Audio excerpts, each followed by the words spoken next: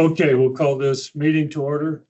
Today is Wednesday, March 19th, 2025. This is the regular quarterly meeting of the Nevada Board of Agriculture held in Sparks. And our first item is Pledge of Allegiance. If you would stand with me for the pledge. I pledge allegiance to the flag of the United States of America and to the republic for which it stands, one nation under God, indivisible, with liberty and justice for all.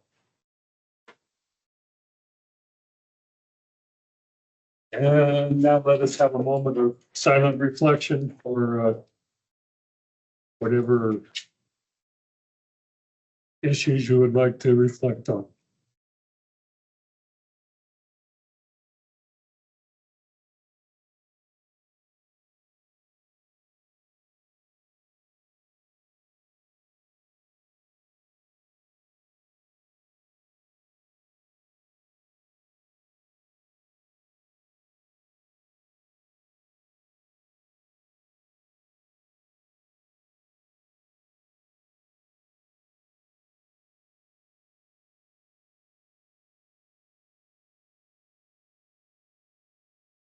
Okay, we'll move on to see Juliana. We wanted to do reminders of the virtual attendees. Yes, for virtual meeting reminders, if you are joining us online via Microsoft Teams, please know that all participants have been muted upon entry.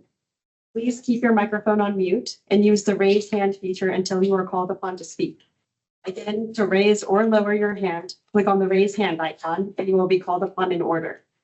Once called upon, locate the microphone icon in the meeting controls and toggle your microphone to unmute yourself. If you are joining us by phone, please press *5 to raise your hand if you have a question or comment, and *6 to unmute yourself when called upon. Again, that's *5 to raise your hand if you're calling into the meeting, and *6 to unmute yourself when called upon. As we get into roll call, if you are joining us online and your name is not reflected in the participant list, please state your first and last name and organization when you're called on, as well as the first and last name of anyone who may be viewing with you. Thank you. Okay, we will proceed with roll call, starting with the Elko office. Who do we have in Elko? Scotty Vega, Program Officer. Okay, thank you. And Las Vegas. Good morning, Melanie Sanchez, Public Information Officer for the NDA. Dave Kuhn, representing the dairy industry. Okay, thank you. And here in Sparks, if we could start on this side of the table. Yeah, Russell, Public Information Officer in Nevada Department of Agriculture. Thank you. Hank Combs, representing General Agriculture. Heather Lackey, representing Pest Control for Douglas County. Tom Baker, representing semi pasture production. Greg Shank, veterinary medicine. Barlow Digby, public and private range grazing. Mackenzie Campbell, Petroleum. David Rupp, nursery materials. Debbie Gilmore, Specialty Crops. Richard Young, Attorney General. I'm Jim Snyder, Row Crops, Lyon County. Gigi Goyke, Director. Doug Ferris, Deputy Director. Juliana Hendricks, Executive Assistant. Megan Brown, Administrator, Plant Health Compliance. Ray Saligan, Deputy Administrator, Health and Compliance. Bill Strajewski, Administrator, Measurement Standards. Patricia Hoppy, Administrator, Division of Food and Nutrition. Brittany Marley, Deputy Administrator, Division of Food and Nutrition. Kathy Balkin, Administrator, Administrative Services. Chad Sustanovich, Administrator, Animal Industry. Will Dawson, Deputy Administrator. Deputy. I'll get it out. Deputy Administrator, Animal Industry. Pete Rawl, Nevada State Veterinarian. Okay, thank you. We miss anybody? Yeah, Liz.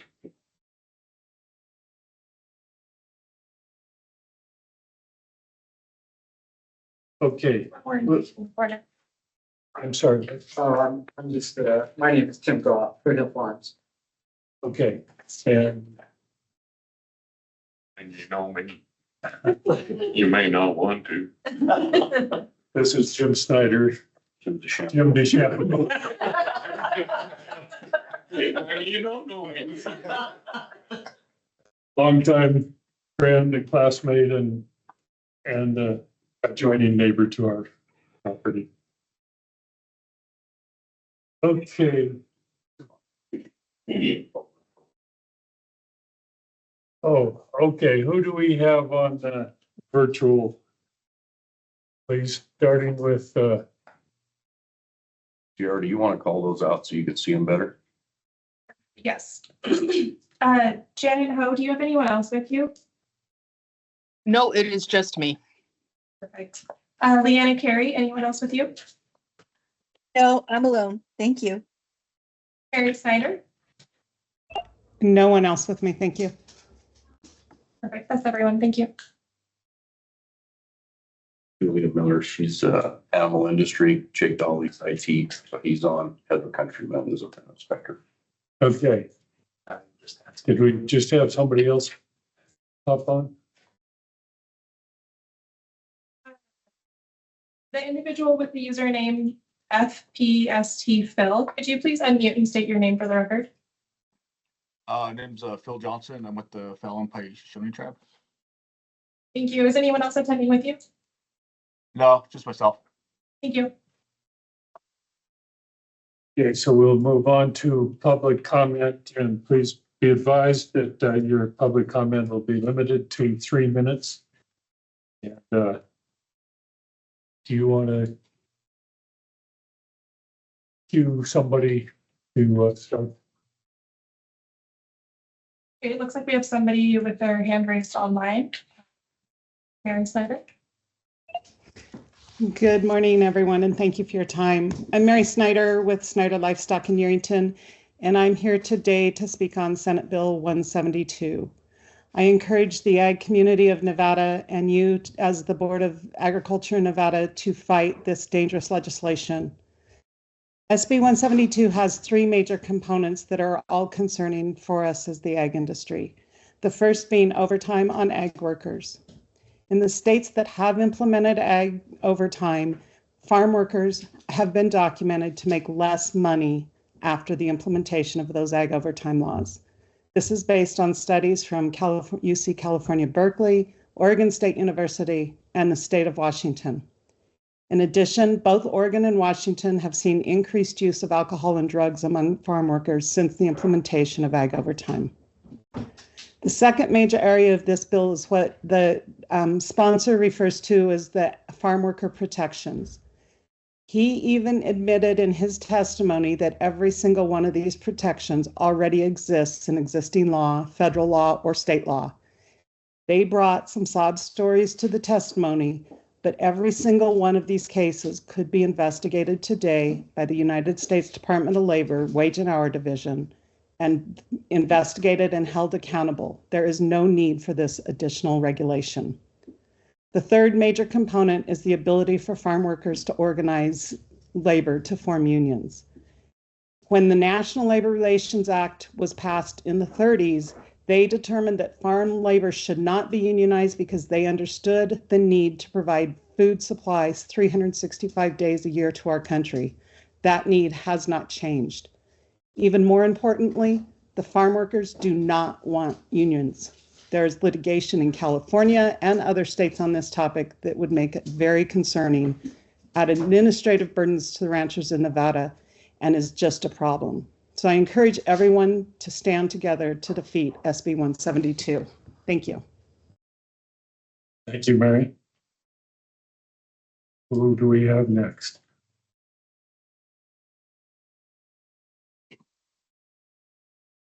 If you're online and would like to make a public comment, please use the raise your hand feature. I'm not seeing anyone else.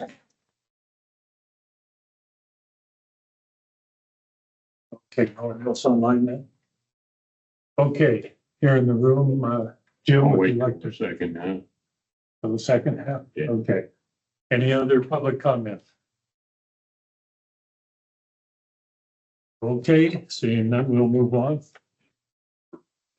Melanie and Scotty, you guys have no public. Nope, nobody here today.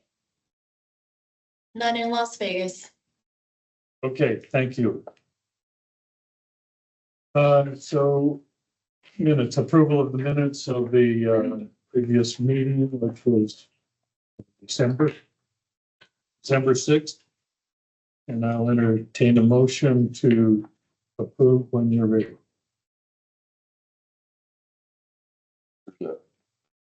Mr. Chair, if I can, Director Goyette, for the record, go ahead. Hank had found one typo and then I found a couple since. Page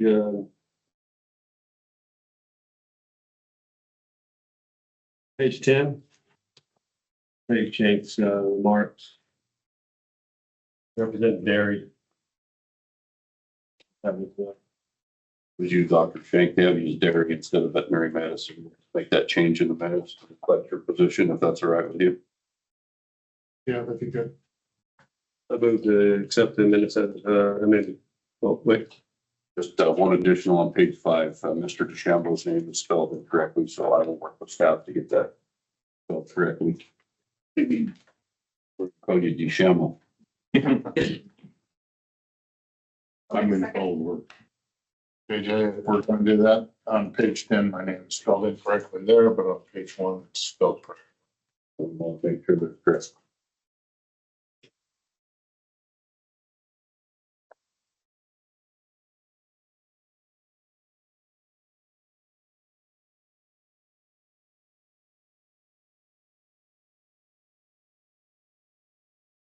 Any other corrections?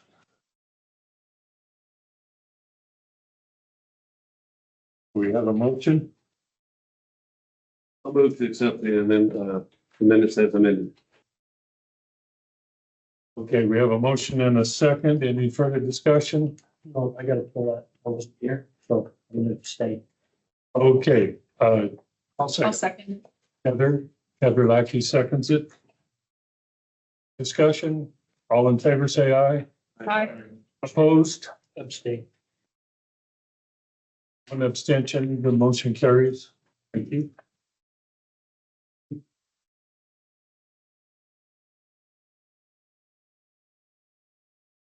Okay, on to board management. We need an appointment of one board member to the Predatory Animal and Rodent Control Committee for possible action. Do we have anyone who would like to fill that position on that part committee? For background, this was previously filled by Bernard Peterson, representing Semi-Range, and that he was, his term expired last year, so he was not reappointed, so that is why there's a vacancy. This is for a member of the Board of Agriculture. Specifically, that seat. Okay. Background. What's the requirement, what's the obligation of that, meetings or? Stanovich. Chad Stanovich for the record. Yeah, typically early January, there's a park meeting. We meet, NDOW usually has something on there that they want approved. And then anything else that comes up with any of the park, that's typically when it's usually one meeting a year. Normally to approve the predator plan in conjunction with Wildlife Services and Department of Wildlife. It is, and this park committee is housed within the Department of Agriculture. Are they part of the committee that takes care of the poisoning of birds? Is that, are the starlings considered predatory? I think. Sure. Director Goyette for the record. So, Dr. Schenk, when we take those actions, we take those independent of the park committee. They obviously can give us input, but we use director's authority on that as much as we can.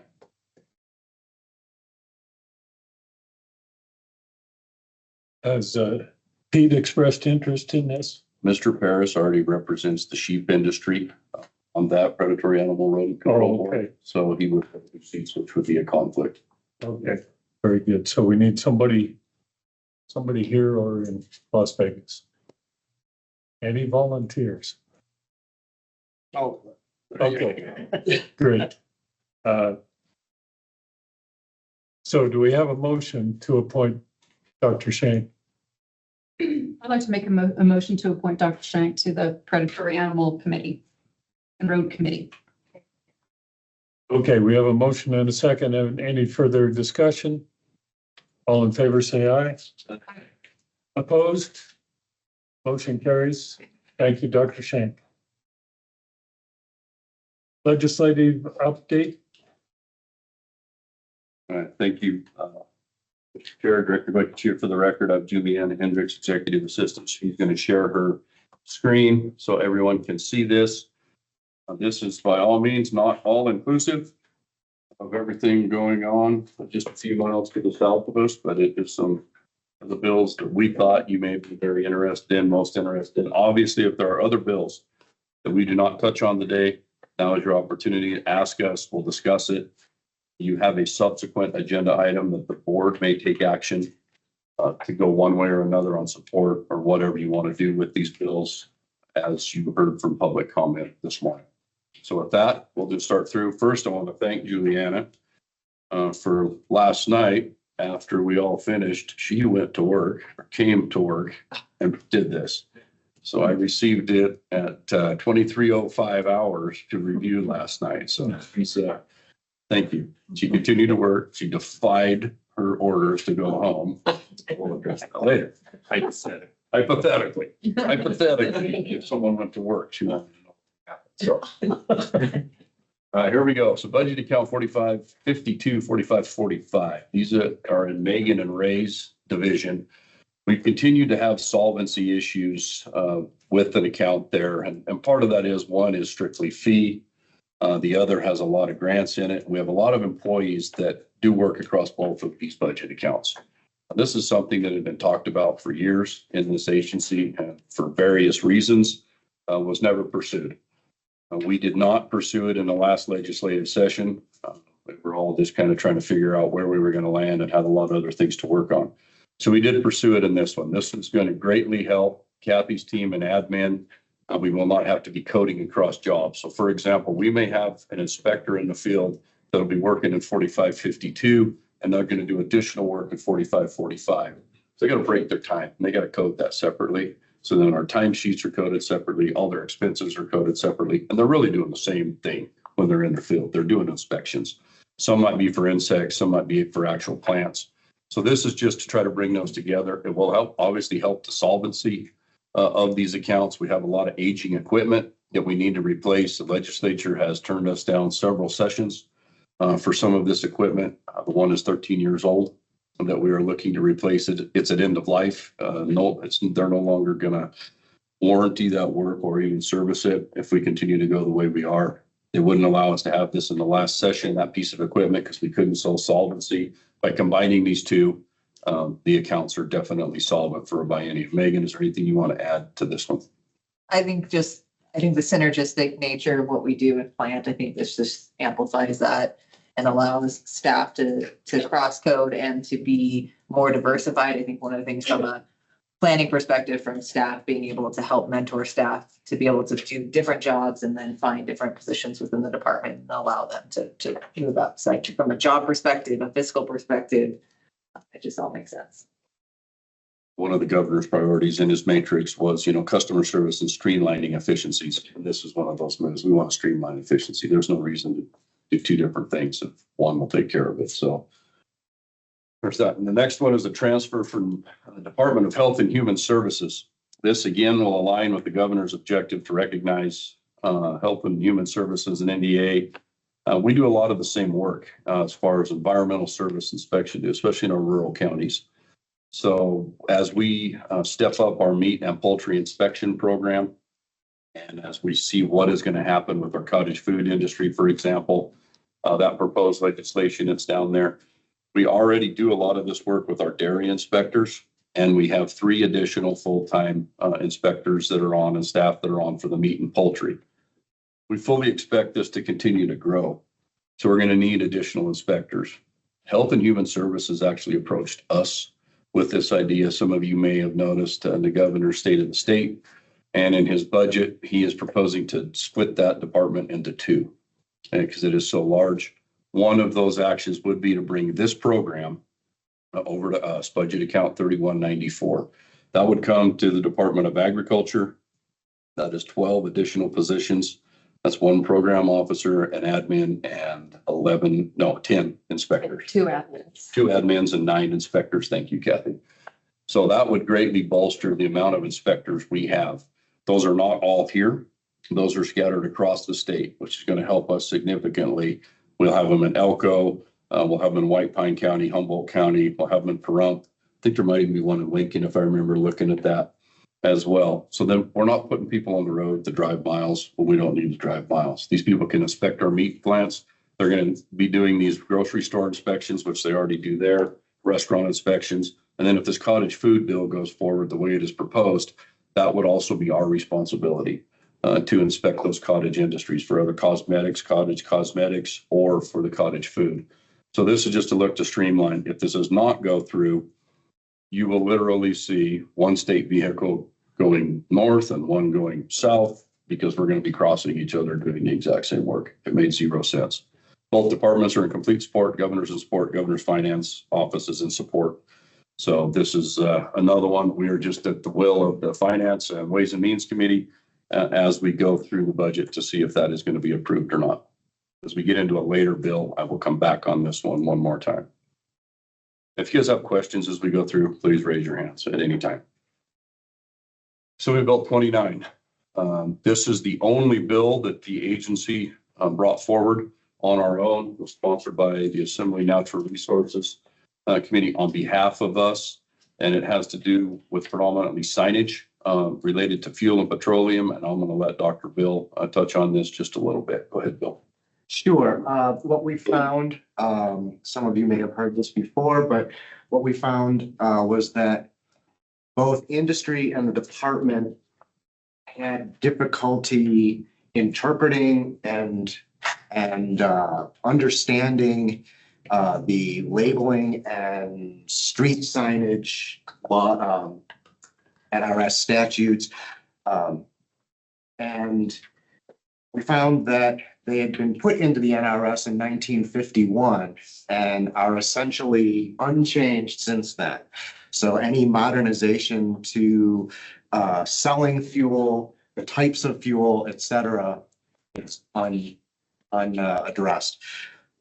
Industry had come to my predecessor just for help in understanding several years ago. And at the same time, staff inside were saying, we're not sure, this doesn't seem right, but we don't really know. Doesn't say it's not right. And so this is a pretty good overhaul and modernization of that language. It's about, 15 sections in the NRS 590. We did have a hearing on February 10th. I have to admit that this bill was sort of in the shade of the bill to allow sale of eggs. So they weren't really as interested in a language bill. But it received testimony and support from the petroleum marketers, from ECAN, as well as from the Retail Association. There was no one opposed. And this afternoon, I will be going to Carson for a work session.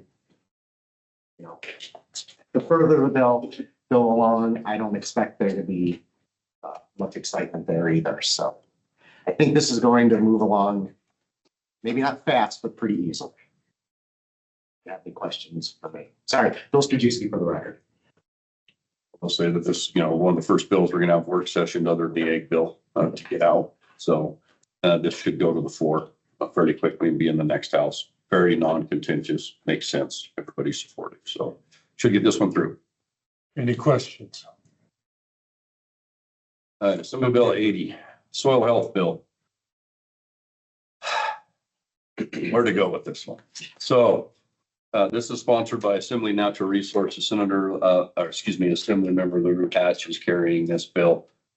There's been a lot of work with us and the State Department of Conservation and Natural Resources and the Soil Conservation Commission Eureka County is also heavily involved in this with their natural resource manager because he is also trying to help that, help those conservation districts. This is a good bill.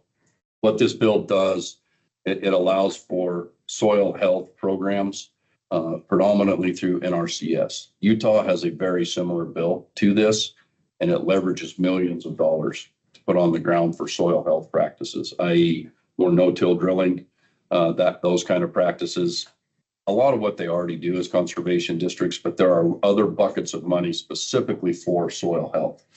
Nevada does not have a program, but they can access that for now. There originally in this bill, it was to stand up a committee to oversee soil health and report back to that commission dealing with the health districts. That has since been struck. There was some language proposed to bring this to Department of Agriculture instead of where it is at. We did not go that direction, all of us. So late yesterday afternoon, we had another meeting. So there will be no additional task force or committee to report to. There will be a 10-year look back on this bill to see if it is doing what it needs to do. If it is not, then they can take further actions to either make it more productive or go back to the legislature and have it terminated. So no fiscal note from us. There should not be a fiscal note from DCNR. This will only move forward once funding becomes available from NRCS. We did ask NRCS for a letter of support on this bill. That was verbally said okay, and then in writing was said they can't do that. So they sent us kind of a very mellow letter that we like the concept and we do it in other places. So we don't have a letter of support from the state NRCS, but we have a pretty neutral letter. So we did share that yesterday with the bill sponsor. I think it'll move forward. We saw proposed language last night come through to make an amendment. So we're hoping that'll move forward. And the fiscal note that is on that will be removed by DCNR once it makes the floor of the assembly. Questions on the soil health bill? Mr. Chair, Yes. is there a standard built into this to where you can measure? Is it plant health or is it soil testing, or how do you get a measure whether you're gaining or losing? Director Goychier for the record. Yeah, good question, Member Higby. So it's all of the above is what it does. So are we seeing increased erosion? Are we seeing increased productivity? Some of these lands that are fallow, what do they look like?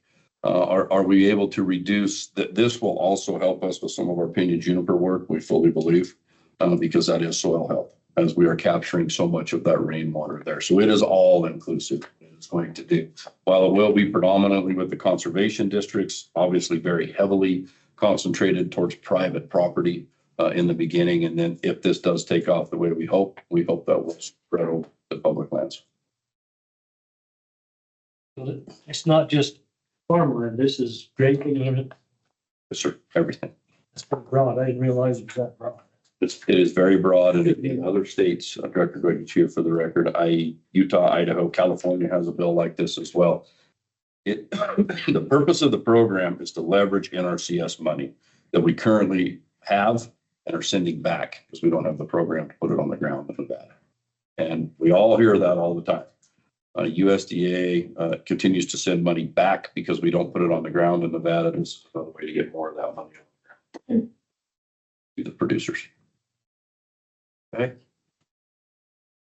The invertebrate bill, AB 85, sponsored by Assembly Member Watts. It directs the Department of Wildlife and the Board of Wildlife Commissioners to oversee and I guess we would say regulate all invertebrates. We had a little problem with this original language because we have a pollinator bill, pollinator plan, excuse me. And we also have the state entomologist. Sorry, Pete, we got a lot of stuff going on with the E-works down here. Mr. Knight. So we wanted to make sure we didn't end up crossfiring each other somewhere there. You know, what we're doing, Debbie, for example, for bees, we want to make sure that NDOW doesn't do something contrary to what we can do for bees. So we did have a meeting. We sat down, proposed an amendment to Assemblymember Watts. NDOW agreed to it. So they will be working in conjunction with the Department of Agriculture and with our pollinator plan, which we know is due for an update. So if this does pass, we'll do an update to that pollinator plan with NDOW. And that, so we'll all move in the same direction. This is really to protect more of those wild bees, those kind of pollinators in the wild. And we know we're seeing a problem with that, even the butterflies. If monarch butterflies get listed, we all have a lot bigger problems. So this is trying to be proactive and to work together. What we did not want to see is habitat designations by Department of Wildlife that were going to be contrary to agriculture. And that's why we wanted to come to the table together. Do you think anything else on that one? And I think, and pest management, ensuring that Yes. that pest management stays within our regulations and purview so that we can continue to do good survey work and treatments. Yes, they mentioned pests, but we define pests. Right. And NDOW does not define what a pest insect is. So we didn't want all pests to be protected. And then all of a sudden we couldn't do our treatments on public or private. So we got to a good place with that bill. So let's wait for that to be work sessioned. And we have not seen that agendized yet. But when that goes to work session, our amendment should be in there, be supportive. Director. Debbie Gilmore, and I appreciate your taking honeybees in consideration because that is a huge consideration for us. We do not, there is a crisis going on, and I would not like to have them designate honeybees as endangered. So I appreciate you're looking out for our interests. And the managed pollinator plan does need to be updated. It was put into effect in 2014, so it definitely needs to be updated. Yeah.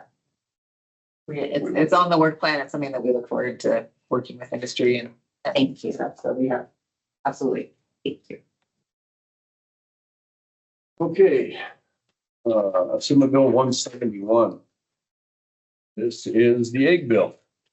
So this was the first bill to move unanimously through the legislature. And I think we set a record for the fastest bill ever to get moved through and to be signed. So I'm pretty proud of that one. We've got great bipartisan support on that. It was sponsored by Speaker Yeager and Assembly Member Watts. What this does, authorize state quarantine officer, who is the director, temporarily suspend the cage-free egg law that is in Nevada. As you can see up there, it passed 12/13, was signed into law. I did issue that order on the 18th, effective on the 20th. So today is the 30-day mark on that. Part of this bill at the 60-day mark, I need to provide to the legislature an update on what we are seeing changes, i.e. in the number of eggs that are coming in and also the price of those eggs. So I will say that we've seen an increase in eggs on the shelves. Part of that is Dr. Rolfe is continuing to permit eggs, and he is permitting caged eggs out of some Midwest states that are coming in. We're really not seeing them on the grocery store, but what shelves, what we're seeing is they're going into the resort and restaurant side. So that is freeing up those cage-free eggs to go back on the shelf where the people want to buy those. And we're cracking these eggs on the other side to actually, it's working. I haven't not had any complaints recently. I've been going to grocery stores, checking. The price hasn't came down nearly as quickly as I thought it would come down. It is coming down in some places, but we are seeing it down. It is interesting that last night I received a report that eggs, the price of eggs, they called it crashed to a 5-month low. So that is good. We're not the only state that is being proactive on this, and obviously the USDA is helping considerably. What this does is authorizes the quarantine officer for up to 120 days, no more than twice in a calendar year. I was very lucky in getting that language in the way I did, and there was a reason we did it that way. Those of you that raise chickens know that even at 120 days, I can't bring a pullet to laying, but I can get close. We can get to 130, 135 days. That's why we went with that 120-day mark. If we had to bring some more chickens in and get started. Obviously, our large layers are going to sit fallow for longer than that. We're not going to see that turnover as quick, but it allows us to source from places that may not be being hit with the disease.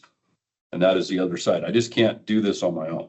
There has to be either a declared natural disaster or foreign animal disease, i.e. high path.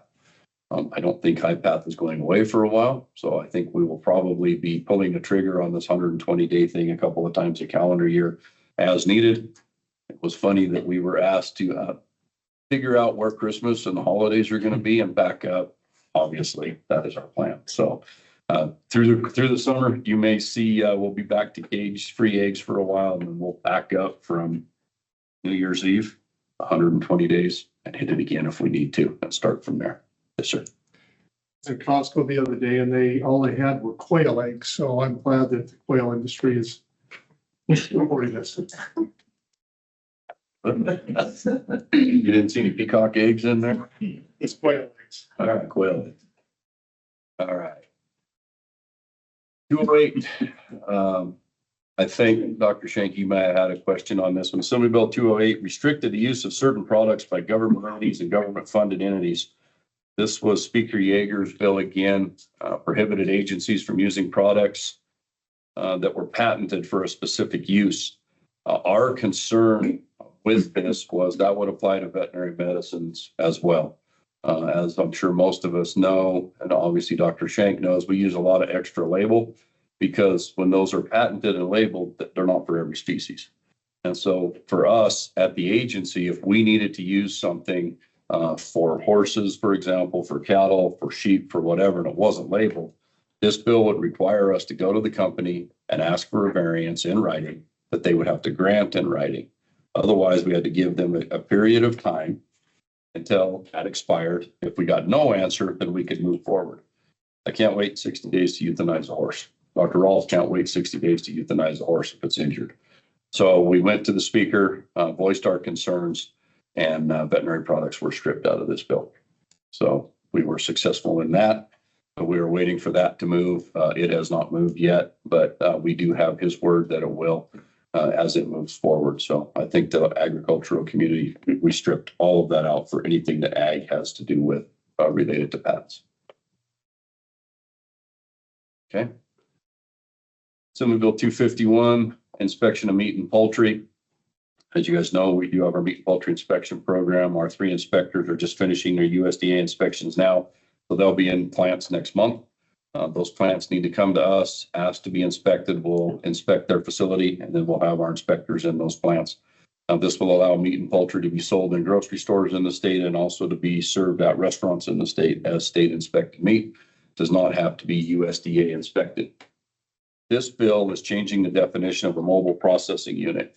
So those of you that were at the legislature yesterday saw the mobile processing unit out in front. Right now, that is strictly can be used for custom exempt, meaning if you want to do it on your own place for your own consumption or for that of non-paying guests, you can use it. There was a movement by those that have the mobile processing unit that they wanted to be considered official establishments, which means that they would then qualify for in-state meat and poultry inspection. We do have a large fiscal note on this bill, and I want to explain why. If that trader goes, for example, to Tuscarora to do an inspection, and they want that meat to be able to go to the retail side or to a restaurant side, we must embed an inspector with that trader, do an ante-mortem inspection, do a post-mortem inspection, and watch that process. That's going to cost us money. That's travel time. That's hours for those inspectors to go. You heard me talking originally about the other inspectors that we were looking to bring from Health and Human Services. So what we are proposing to do is tie these two together, and we will want to amend this bill that upon passage of that decision unit from Health and Human Resource, Health and Human, that when that passes and those inspectors come to us, that will then give us 15 total employees plus our dairy employees. So we'll be sitting somewhere around the 20 mark across this state that will enable us to do those inspections. Number one, a lot more cost effective, but number two, this does give us the ability to build the fee structure in on what that's going to cost that producer for us to do time and miles to do the inspection. We will remove our fiscal note if we can get this to be implemented once we receive that other program from Health and Human Services.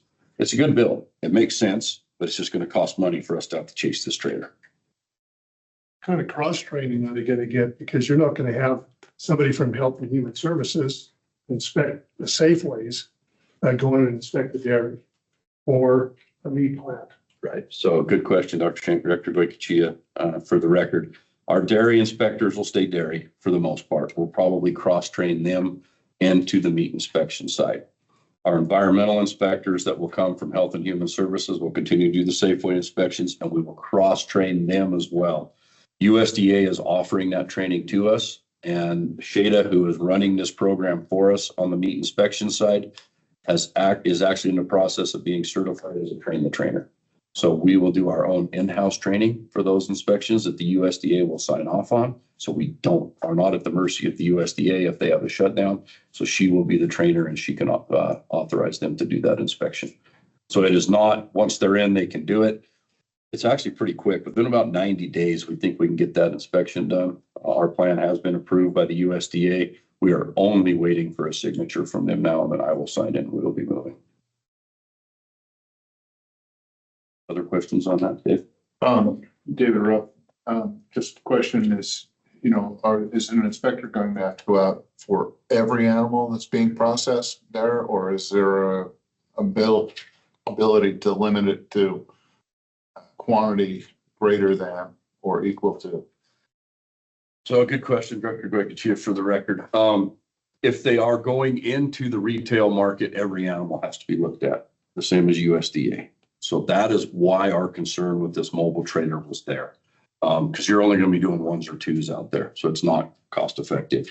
I will be honest with you. I do not expect to see this trailer used a lot for that anyway. It is currently inspected by the USDA at one location, and that is in Yerington. And so that location is actually inspected. That is the only place they can do USDA inspections. This will allow us to do it on any premise, but we would have to do every animal. The bigger side of this, and people are losing sight of it, they're just focused on this is going to be the end all be all and the only way we can do rural processing. It's not. You got to think about all these brick and mortar places that are already out there in rural Nevada.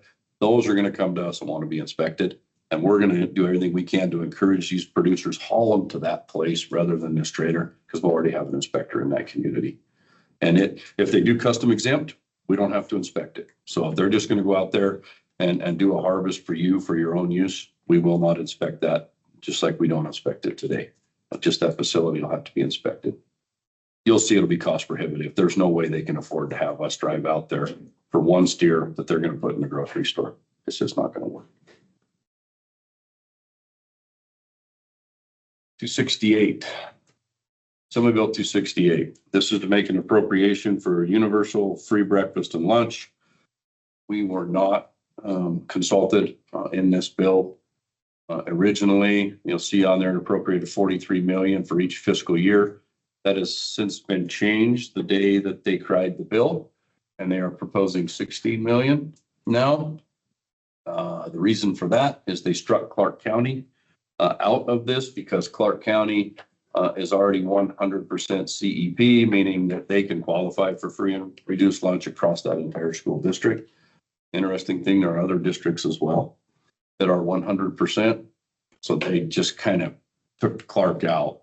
We have some ideas, should we ever be asked, on what we need for funding to make this work, but we haven't been asked. So we are just sitting back, seeing what this bill does. I don't know when it'll go to work session. I want to thank Patricia and Brittany for their help on this. They've done a lot of number crunching. They understand this. And again, we have it. We're ready should we be asked for our input, but we're not asked. Just for a reminder, this bill last year was vetoed by the governor. And it was probably brought up for very similar reasons this time. Anything you guys want to add, ladies? No. Okay. We'll watch it. 333. The Doug and JJ bill. So revises provisions related to the government administration. It's a fancy title for we're bringing back the Nevada State Fairgrounds. This was actually pitched to us by Washoe County originally. As you may or may not know, State Fairgrounds is the Reno Livestock Event Center, Reno Rodeo, and the grounds associated with it, 80 acres over here between Sutro Wells, 9th, and Wells makes that bend around the north side. 1867 and 69. 1869 is when that property originally came to the Department of Agriculture, the Board of Agriculture. It has a trust on it for the promotion and education related to agriculture. In 1951, the south portion of that property was leased to Washoe County separately so that Washoe County could start their admin buildings that are on that ground. If anybody's been by there, you know that south end from just south of the Reno Rodeo grandstands to 9th is full of Washoe County buildings. That had been changed over the years in 71 and in 77. National Guard Armory was there at one point. It has since been torn down, will not be built there again. We have a proposed property line along North Avenue, which is a road that drives through that piece of property. Everything to the south will remain under a lease with Washoe County. Everything to the north, so the Reno Rodeo, Nevada Junior Livestock Office, and the Livestock Event Center, all the parking, all the outdoor arena, the cutting arena will come back to the Department of Agriculture for quote unquote management. We will continue to contract with RSCVA, who has that contract now with Washoe County, at least in the short time. They have events scheduled out for the next 12 months. They did use that facility 63 times last year. It is the most heavily booked facility in the Truckee Meadows. So they are obviously want to keep it going that way. Our focus is to make that more ag as we can. Obviously, it has drifted away from ag. Washoe County has moved to a place where they no longer have a county fair. They do not want to have a state fair. They don't want to have anything to do with that. We do.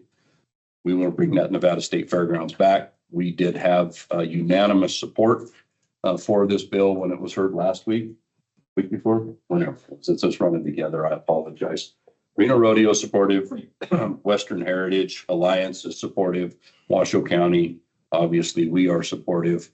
No fiscal impact to this. It's just a change of the name on the paperwork, brings it back to us. We tried this in 15 and it fell apart, but it looks like we have some legs under it. You can see all the sponsors on there. Juliana did a good job of putting those on there. We went to everyone that has anything to do with Washoe County. Every member, regardless of party, signed on minus one senator.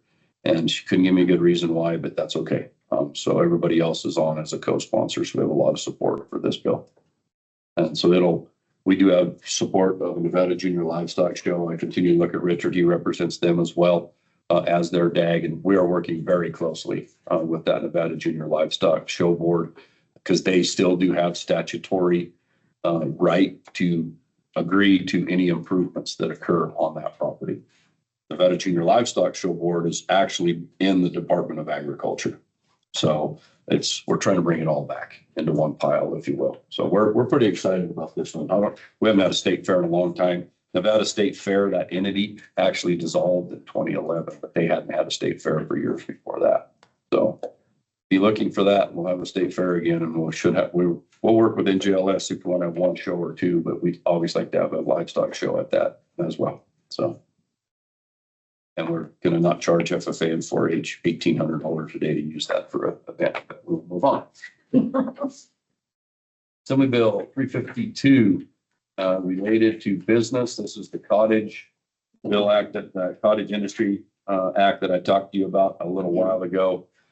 They're lumping cottage cosmetics into here. When I first read this, I had no idea why Doug wanted to regulate lipstick, but I have since figured out that cosmetics are, so if you take a lotion, for example, and you infuse it with lavender, that now becomes a cottage cosmetic. And so those are regulated differently. If you, anything other than a soap, so even shampoos would be considered a cosmetic. But now there's an argument if it's a bar shampoo, is that a soap for your hair or is it still a shampoo? I mean, this thing is just a mess. But it would all come to us. We already inspect, not cottage, help me with the word, acidified foods. Yes. What we call them. So not cottage. There's another word for it. Anyway, so acidified foods, we already inspect those. So relishes, pickles, salsas, for example. Department of Ag inspects those go out. It would change that name, that would all come under cottage food. where we would be doing those inspections, just like we are certified. And then obviously the cottage cosmetic part. There's a lot of language in there about complaints are received, inspectors. This goes right back to where we can't do this unless we do receive some additional inspectors, such as the health and human side of those inspectors. Opposition, there was opposition to this bill, and it was from the health districts. Health districts like to charge the fees and like to charge the registration for the oversight of this. We will see where it goes.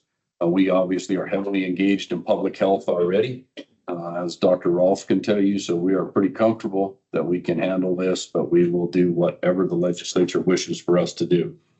This also addresses the farm to fork events.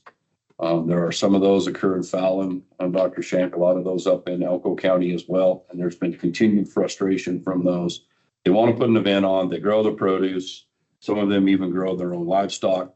So they want to have that event on and have the public come and showcase that, almost like an agritourism type thing.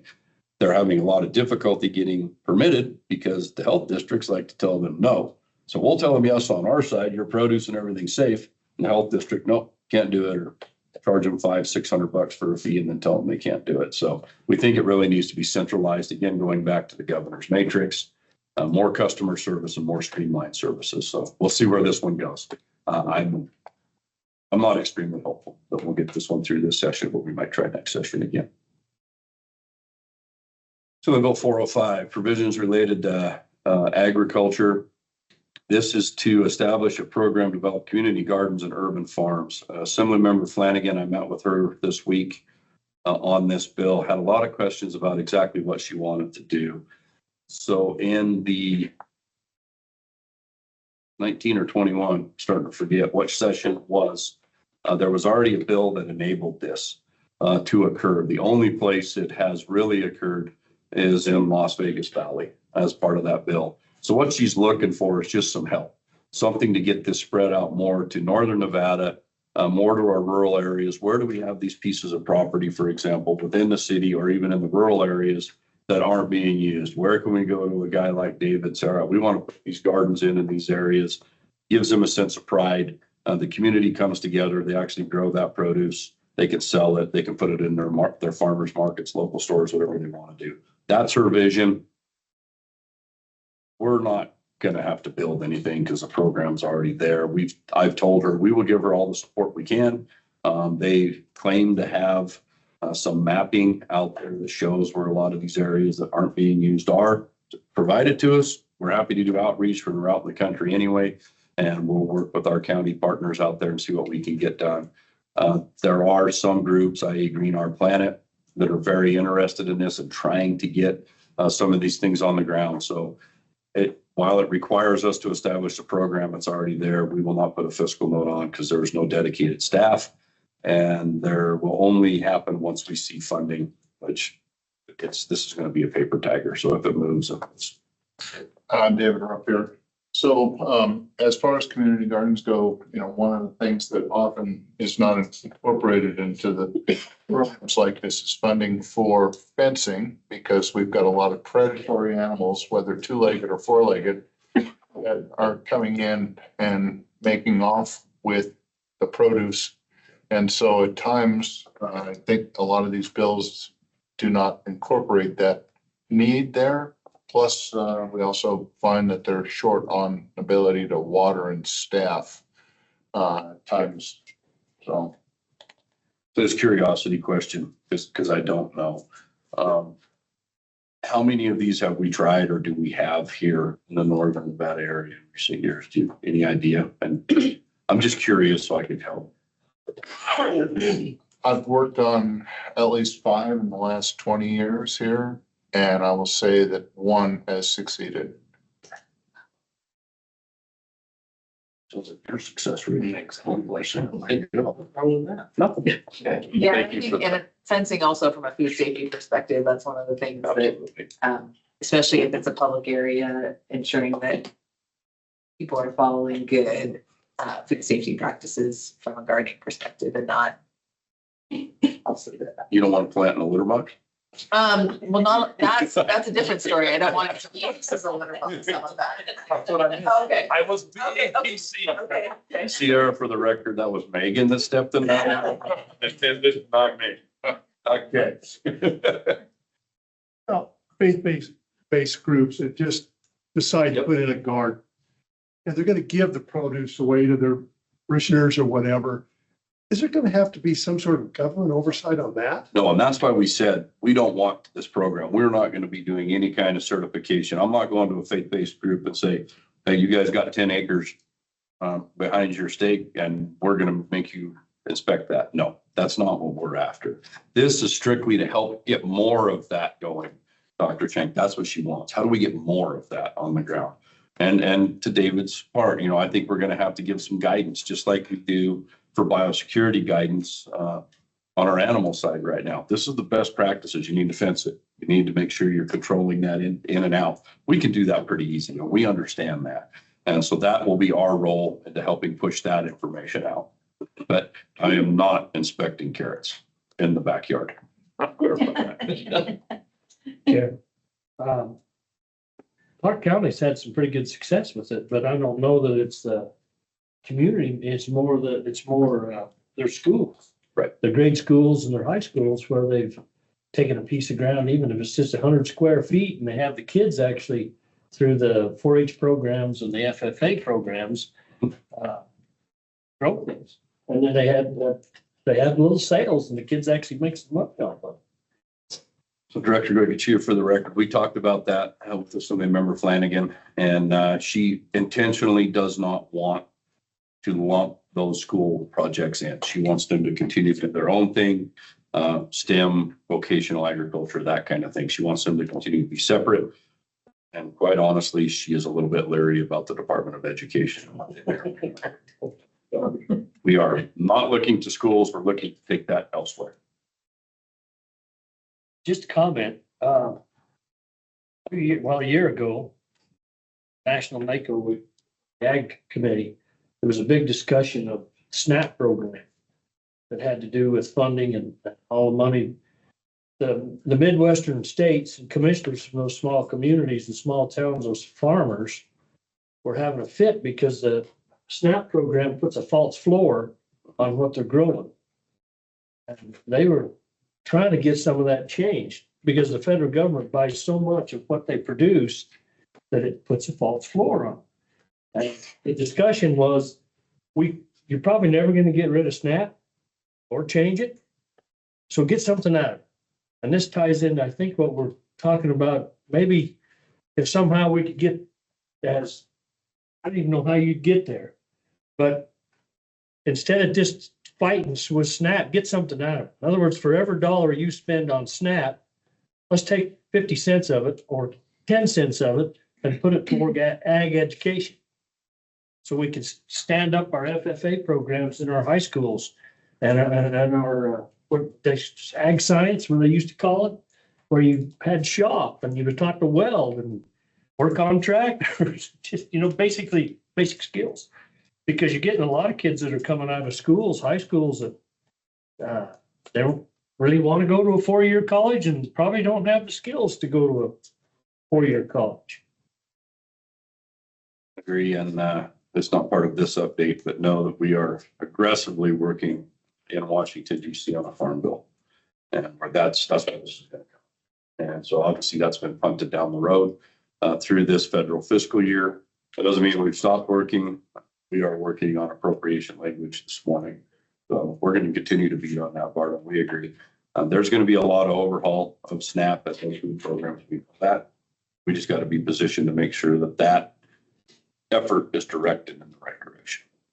Something I can do to help. I spend a lot of time running back and forth from DC. Will do, sir. Absolutely. I will volunteer. Senate Bill 31 revises provisions related to adjudication of vested water rights. Revises the timeframe when a federal agency that is a claimant on a vested water right must file a proof of that claim. We remain silent on this in the first hearing. I will tell you personally, I am extremely opposed to this bill. For background, currently there's the law is you must have your claim for a vested right filed by December 31st, 2027, so that we could finally get everything on the books, so that when that adjudication of that basin comes forward, it's ready to go. State water engineer says that is going to stay. However, if you're the federal government, it doesn't apply to you. So you will be able to file a vested claim on any water in that basin up until the time of adjudication. So you're going to be behind other people as a private entity or as a rancher. This was met with significant opposition from all sides in that hearing. And so I don't know where it'll go, what it'll do. One hypothesis in there was, if you're going to do this for the federal government, do it for everybody and just repeal that entire section to where vested claims aren't due by December 31st of 27. I do feel that it gives the federal government an unfair hand. Their argument is that there's a federal court case out of Oregon where Oregon lost in that case because they did not allow the federal government to do their claims of vested water. However, that court case was done before the Nevada statute was passed for the federal government can't stock water. So some lawyers are arguing it doesn't matter. We're talking apples and oranges here. So we're going to continue to watch this one. I am concerned about our livestock producers out there and what this would do to them. So I have talked to the governor's office, and just to be, so everybody knows, we can only testify in neutral unless we get permission to go one way or another on a bill. This is one of those we are looking to try to oppose just because of what it'll do. But we're waiting to see if it actually comes to a work session. I knew you would have a question. So who do you need permission from? So I need permission from the governor to do that. Now, there's a reason you guys will see your next agenda item on here. The director in the department needs that position. Should the board wish to take a position, the board may take a position. Moving on, next bill. Excuse me 1 second. I apologize for the alerts. When we take a break, I'll try to eliminate those. Oh, okay. I didn't even hear them. Oh, okay. Does it bother anybody else? 36, establishes provisions related to conservation of groundwater. So this is the buyback initiative. We were very successful as a state in using $100 million of ARPA money over the last biennium to buy back a lot of underground water and over appropriated water basins. These are permanent retirements. This cuts both ways. There's no doubt about it. You know, if we're trying to preserve, protect, promote agriculture, and we see agricultural water rights going away, it is a concern. But you guys all know where I'm from, and you know the history of that basin. And I also know that agriculture will cease to exist in some of these basins if we cannot bring them back into alignment with the actual recharge of those basins. So I think this is a good bill. It's voluntary. There is nothing mandatory. There's nothing forced here. If you are in a basin and you are concerned about what that is going to look like, and if you will have water rights in the future, this would provide an avenue for you to retire those water rights. You keep your surface rights, so you plant, you know, crested wheat, something along those lines. This does not require irrigation in Nevada. There has been a lot of talk about control on that. So that's what this bill does. This was proposed several sessions by Senator Goykochun. He got it through in his last session. So that's why I didn't get it through in his last session. Excuse me, because I had a fiscal note on it. This does not have a fiscal note because it does not make an appropriation. So this allows conservation groups, if you want to, just like you want to sell a conservation easement on your property today, you can. There are groups that are interested in retiring water permanently because of what it's going to do for the environment. So that's what the purpose of this is.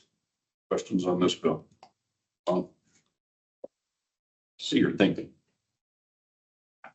So does this enable an environmental group to choose anywhere they want and pay the person to retire the water? So right now, right now, the language is for over appropriated basins. It doesn't have to be in a critical management area. Over appropriated basins that, as you know, 70% of those in the state are over appropriated. So it can pretty much go anywhere in those There's so many of those basins. But they can't come into a basin that isn't over appropriated and retire water rights. And again, it's voluntary. But you know, it's the checkbook's gonna talk. If they're gonna, what are they gonna offer you? If they're gonna offer you $5,000 an acre foot, they're probably gonna sell a lot of water. Okay. Senate Bill 172, as you can tell, we've been very bored around here. We haven't been tracking any bills. This is the bill we heard about in public comment this morning. Agricultural Workers Bill of Rights. If you have not read this bill, I really encourage you guys to look at this bill. There's a lot of stuff in there. We did hear this morning in public comment regarding the overtime pay, and that is obviously one of those that is concerning what that is going to do, the impact on the industry, in addition to the inadvertent impact it will have on ag workers, because they'll be working 30 hours a week instead of the 40 hours, just for fear you don't see them go to an overtime status. It's my belief. This actually goes as far as how long a hoe handle must be, a shovel handle must be, et cetera, in this bill. So we did not testify on this bill again, because we'd have to be neutral on it. We have concerns on both sides of that. So I would imagine you guys may want to look at this bill and decide what you want to do. It does create that advisory committee on agricultural work as well. Bill 204, while we're talking labor, this bill was up Monday in the Senate. Sponsored by Senator Ellison, it authorizes certain temporary workers to hold H-2A visas to enter into a written agreement with their employers to exclude from the wages specific periods for meals, sleep, and other free time. So this is the sheep herder bill. As you know, those are a lot of contract employees. They come on. There was a court case years ago where a claimant filed for 24/7 pay, said that he had been on the clock 24 hours a day for all the years he worked as a sheep herder because he had to live in the sheep camp. So what this would do is allow those herders and those employers to sign a contract very similar to what you do if you hire a ranch worker today. If you hire a cowboy on your ranch, he's working for X number of dollars a month. That's just how it works. It's room and board and that, and you might get your beef. This would allow the same thing for these H-2A visas to do that. I don't know where this bill is going to go. It was kind of a 50-50 split in that hearing, so we'll see how it goes. It makes sense. Nevada Wool Growers, ASI, American Sheep Industry, they're all supportive of this. I believe Public Lands Council is as well, although they did not testify there that day. So we'll continue to watch this bill. I think it's a good bill and it makes sense that we need to support this bill as an industry for our sheep guys. I wish Mr. Paris was there. I will say that Little Paris Sheep Company did cry this bill. So David Little and Bonnie Little, part of Little Paris Sheep Company, are the ones that actually presented this bill. Questions on that one? Okay. Let's see. Yes. That's a federal program, is it not H-2A? So I could state that. So Director Goycochea, for the record, H-2A visa is a federal program, and what this would do is that's exactly why they want to do it. So the federal program already says what they must do. You must provide the camp, you must provide the food, you must provide them for hours of rest. It's already in the federal law. This is trying to keep the state of Nevada from ending up right where 172 is trying to go, to where this has become an overtime argument. If they're out in the camp and they're sleeping for 10 hours, are they on the clock or not? If 172 goes forward, there's a chance that would be interpreted that they're on the clock, or they're eligible for overtime. H-2A says, no, that's their house, and those camps are inspected. When they're in siesta time and the sheep are there in the middle of the day at water, they're off the clock. When they put those sheep in bed ground at night and they go to bed, they're off the clock. It's their house. And so that's what this is looking to, just bolster state law to protect the H-2A agreement. If I may go back to Bill 172. So we could approve a motion to oppose this. Is that? Richard, the board can act independent of the department, can they not? As the department and the director, I can't, but without permission. Yeah, so Deputy Yen, for the record, so it's a it's not so much a legal question, it's a political one. Legally, anyone can approach any of your senators, and they encourage you to do so as individuals or as a board or as the director of the NDA. But nothing in the law prevents you from establishing a position as a board and conveying that to the legislature. Okay, is there any other discussion on this? Just a comment. I mean, if it's no different than mining company opens up and they have a man camp. Just because you're not underground doesn't mean if you're staying in the man camp and they're feeding you, which most of them do, they pay for your room and your board. What's the difference to say, I mean, a miner makes $60 an hour. You're gonna pay that guy on a 24-hour cycle? No. Where they actually tied it into, Mr. Higby, Director, going to cheer for the record, in-home caregivers. And so that bill went into effect a couple sessions ago, if not the last session. So if you have someone living in your home giving care to an elderly parent, child, et cetera, when they're living in your home and they eat their meal and they go to their bedroom, they're off the clock. So that is the exact same thing they're trying to do here. So that you already don't pay them 24/7 if you have an in-home caregiver. And that's what they're trying to do here. These are in-home caregivers of livestock. Yeah. So that's what we're trying to tie that connection to. You guys do have an agenda item next if you want to take action on any of these specifically. Oh, all right. This one's only for information. Your guys have to see. Okay. I did that so I could go to the bathroom and insulate myself. All right, where are we at, Julianne? Senate Bill 233. This was heard yesterday. Sponsored by Senator Donate and Flores. This bill was a mess when it first came out. Most of the stuff all of the stuff on the top has been stripped. So there is no more creation of a task force to study farm labor. There is no creation of a new program for growing in Nevada because it already exists. We will just continue to work with that current program. What this does do is makes an appropriation of $800,000 to Home Feeds Nevada. Home Feeds Nevada, as you guys know, is our program where we buy from small and mid-sized producers, and then that is then sent to the food banks and distributed to those in most need. Tricia, you left yesterday before I testified in the neutral on that again for neutral. I was very honest. It's been a very successful program. As part of that, 800,000 gets us about 3 months. I told the committee that we are spending north of 2.5 million a year on this program, just in its current level, not without expansion. I don't know what they're going to do. If they give us the 800,000, we can run for 3 months out of the biennium. So the reason we're in trouble, LFPA was suspended, and I can let Patricia speak to this a little bit more. So we had roughly 4 million, let's call it, dollars coming in from LFPA, from the USDA. That's the money we've been using to fund this program. And in the last few weeks, we received a letter that withdrew that money from us for use. So we had to suspend use of that. We have 138,000 and some change, 139,000 left of money we have that will expire June 30. So we're going to make those purchases, and that's all we have for funds in that. Patricia, Brittany, anything you guys want to add?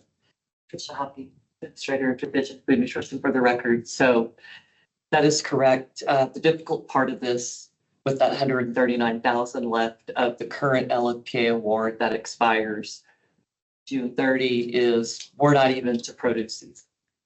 The great thing about this program is that we've been able to primarily support our small farmers across the state. And the majority of what we purchase is fresh produce, and that helps stand up the items that the 2 food banks get in the state. It's harder to get, it's more expensive. And even better, what we buy is all grown in the state. We don't buy anything outside of Nevada. So we're going to run through this money before we even get to harvest, which typically, if we're lucky, could be in April in Southern Nevada. Typically it's May. And what we also purchase is meat products, meat proteins, and fluid milk, which is quite expensive and more difficult for the food banks to get. But our recipients really need that kind of food items to have. So that's the difficult part, is we're not going to have money. And as JJ said, on March 7th, we received a termination of agriculture marketing service of USDA, terminating our 3.92 million for LFPA 25, which would have started April 30th. And that was a non-competitive award. So we were actually allocated the 3.9 million. We simply had to submit a project summary, but it wasn't competitive. So we would have gotten that. Is there a chance that that will be reinstated? So when I get to my director's report, I'll let you guys know what. Apologize, I never bring notes, so I just kind of go off of it on the top of my head. In my director's report, I have that. We'll let you know our work on that. Patricia, you can also mention we did lose our local food to schools money. I have that on my So update, but that I can do it report, now if you want me to. We lost another chunk of money. And we've lost our FSI. So we took a pretty significant hit. By our estimates, $8-9 million we lost that day with just a couple of letters. But we'll watch this bill, see where it goes. You know, I like it, it's great, but I don't know how we are equitably going to spread 800,000 out and have any kind of an impact for those that need the food. And this is the frustration. I'm gonna get on my soapbox. Makes sense. This money goes right to Nevada producers. We don't waste this money. I mean, if you grow something, we buy it from you. The food banks are gonna buy that food from somewhere anyway. They're just not gonna be buying it from Nevada now. They're gonna go where they can get a bigger bang for the buck. You'll be seeing trucks come over to Donner, and our guys aren't gonna be seeing any part of that. 274. Establishes provisions governing state boards and commissions. I think this is our last one. Dang it. Sponsored by Senate Government Affairs. Implements a 60-day timeframe to submit a list of names to the governor to fill a board vacancy. So it's again, they're just trying to streamline, as all of you know that have been trying to get on the board or on this board. We know this from NJLS as well. Richard, it can drag on and on and on. Trying to get those names in, trying to get those done. So this is just, all right, here's the names that once you have a vacancy, you have to be in by this time, Governor, you have, makes sense. You will also see that they are sunsetting a lot of boards and commissions that don't do anything. We're out of that. We're staying. So we made sure that we were not one of those. You guys are not an advisory board, you're a governing board. And you're not just a feel-good board. You know, half of everything that happens in this building is yours. The other half is the state quarantines officers. So we're safe. They're not going to sunset you guys for now. I had to put that out there. Forever is a long time, and never is even longer. Senate Bill 282 revises provisions relating to food security. This is the food desert bill. Correct? Yeah. So this is actually Health and Human Services, a grant program to expand access to healthy foods and food deserts. So it's kind of like our mobile grocery store type things. There are a couple of those in Clark County. Now there's one that is very successful. Doesn't have anything to do with us, has to do with Health and Human Services, but that is a bill that we are flagging for you guys. So there's a lot of places down there. They don't even have a 7-Eleven on the corner where they can go buy anything. So these are actual mobile grocery stores that go into these communities and people go up and purchase what they need. So that's to continue to expand that program. We all know that there's food deserts in other places. I don't know if that bus will make it to Baker or not, but a lot of us got to drive a long way to get something to eat, but got to start somewhere. That's enough. It was 11:30 last night when I read it. I can't remember. You what? I did. Hypothetically. All right, so those are what we're tracking. First, before I move on to your guys, any bills you guys know of not tracking, didn't bring up here. I'll be tracking it. I don't know what Juliana has on the tracker number wise, but it's a lot more than this. You guys could have sat here all day if I'd have kept going. Director, I have a question about SB 55. It's regarding agritourism, and it was a bill presented by Lieutenant Governor. So SB 55 is by Lieutenant Governor, sits up agritourism. That originally, when it was built, and it's still in the language, that would come to the Department of Agriculture. That has a fiscal note and appropriation on it to establish that here. We would run that agritourism program. It was actually scheduled to go for a hearing, and Senator Neal had a health event, and so it was canceled. Yes. It has not been re-agendized, correct, to this point. So he spoke on it yesterday. Lieutenant Governor did, for those of you that were in the room. Just, we don't know where it's gonna go. So. I if it's also- gonna hearing. I also had the opportunity to bring it up with Senator Titus, Mhm. so maybe it will be talked about again. We hope so. The chair of that committee, she wanted to hear it very quick. I don't know why, but again, that because of health reasons, she was not able to do that. The committee elected to not pick it up in her absence, so we're waiting to see where we're gonna go. Any other bills? Questions? Hank Holmes, SB 180, dealing with the transportation insurance requirements. Yes. Transportation insurance requirement. We're still gathering information on that. So that was a liability, and it talks about cargo. We have two questions. Number one, is cargo livestock, or is it not? There is a portion in there, Hank, that talks about it. You can carry a liability insurance for 1.5, I think it was 1.5 million, to where you don't have to have that bond. And so in talking to the Trucking Association, talking to some others, they think they may try to amend that down to $1 million on that policy. I will be honest, my wife and I carry $1 million in every debt. So I think most people do. Mackenzie, I don't know if you guys have any thought on that one. Well, 180.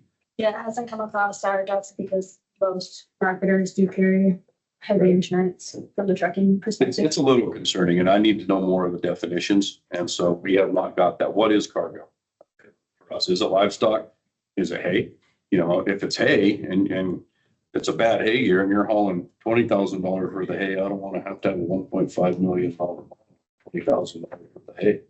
Or 5,000. I might intentionally put it in the ditch. Let the little money. Instead of driving a $5,000 truck. But we are watching that one as well, Hank. We'll let you guys know when that's gonna happen. Yeah. Cattlemen are also flagging that for us. Any others? On Baker, SB 260. It's about the air quality for farm workers. That was the heat. One, right? 0.5, level. We still not have her bring that up. I don't take notes, so sometimes it takes me a minute to trigger my brain on which one you're talking about. You don't remember every bill. Most of them. Doing pretty good. I'm trying to remember the exact language of this one. I think this one is dealing with heat breaks. And we put a fiscal note on that. Is establishing requirements for certain employers relating to the exposure of employees to poor air quality in the workplace. That is the one we submitted. Yes, we did put a fiscal note on that one as well. So, yeah, there's still a lot of questions on that one as well. We were looking out on it from an agency standpoint because there were talk about masks and filtration in these buildings was our big part on that. What it does for the outside air, we don't think it does anything to that. I'm more concerned about those heat regulations that just went into effect and where you have to have cooling stations and that kind of thing for your employees. And that bill has not been agendized for any hearings so far. Eat one or The Just one. 60. The heat regs are in. they're in, right? Those were through regulation process behind the scenes. Like I said, this one hasn't been agendized. If they do not get out of committee by the 11th Yes. of April, they're dead. And if they don't get out of the House by the 22nd of April, they're dead. So we're down to the last 3 weeks. We're going to be very busy the next 3 weeks, moving what we want to move and killing the ones we want to kill. So again, if you're worried about 260, you guys can talk about it next. And while I have to be neutral in the committee hearing, spend a lot of time walking up and down the hallway.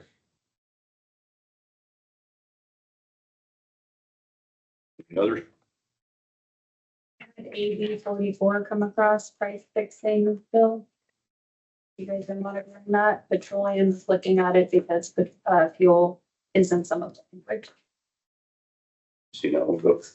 I've heard about it, I haven't looked closely at it, because it didn't sound right. We're not tracking that one. Okay. We'll pull that one up. Mackenzie got bias. Yeah, well, sorry. It's up. Hasn't been heard. It was heard on March 5th. Okay. We take a break. I'll take a look at that one. Take a second. Okay, I think it's a good time to take a break, so let's I need not drink water. come back at 10:35.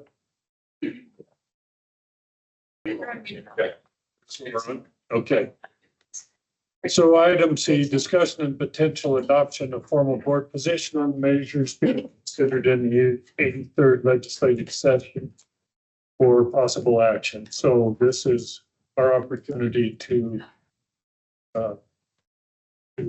direct, to issue our opinions on these, I guess. So does anybody want to bring up any of the bills that have been discussed or any of?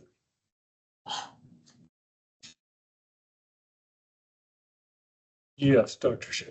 I think that, in our previous discussion that, perhaps would like to take a stand on Senate Bill 172. And I think we make our stand that I think we're opposed to that and allow Director Galluccia to represent the board in our opposition. Put that in the form of a motion. Yes, please. I move that we do all of that. I'll second that. Okay. Do we have discussion on that, Hank? Yeah, Hank Holmes. So do you still have to go to the governor for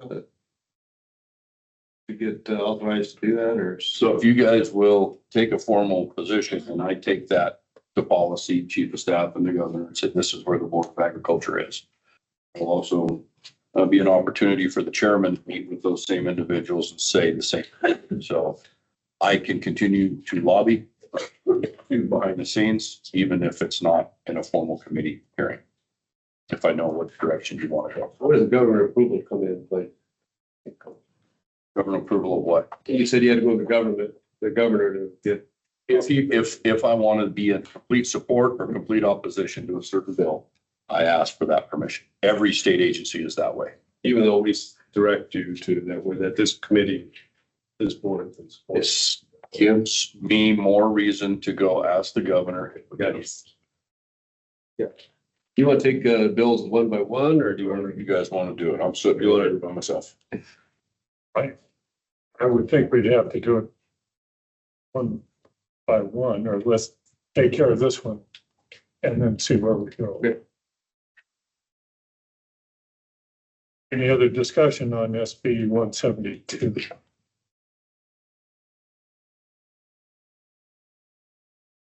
Okay, all in favor of a position of opposing SB 172? It's a fair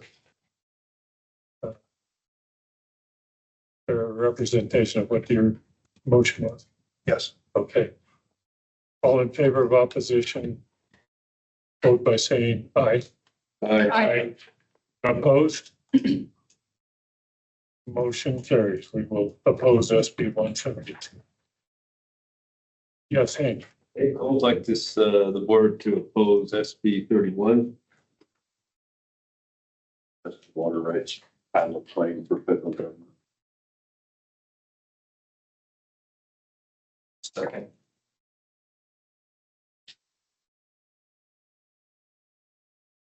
I'm sorry, which number was that? Senate Bill 31. That's where it gives the federal government opportunity. Okay, we have a motion and a second, right? Do we have a discussion on this matter?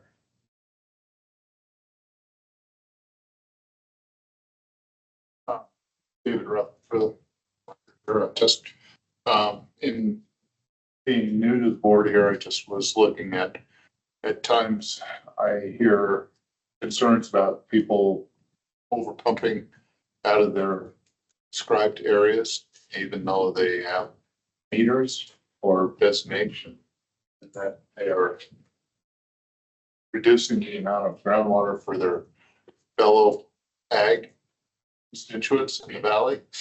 And so I know that at times the feds have overproduced quantities that a basin can carry. And so I want to say that at times having the federal government regulating this may be better than having individuals want to say that they're only pumping what they say they're pumping and not pumping more than they should be. So. If I can, Mr. Chair. So, yeah, good point, David. And I just want to point out, Director Gokic, for the record, these vested claims would be for surface rights only. Okay, so these are surface rights that they would have that ability to file a vested claim on. Vested claims are pre-statutory. So we weren't pumping groundwater all the way back there. It's like only surface rights. And so this is the springs, the creeks, the seeps on that predominantly Forest Service land in the eastern part of the state is the concern.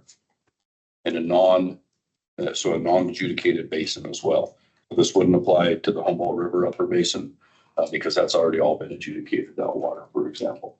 So these are these other surface rights and claims to a surface right. I need to point that out.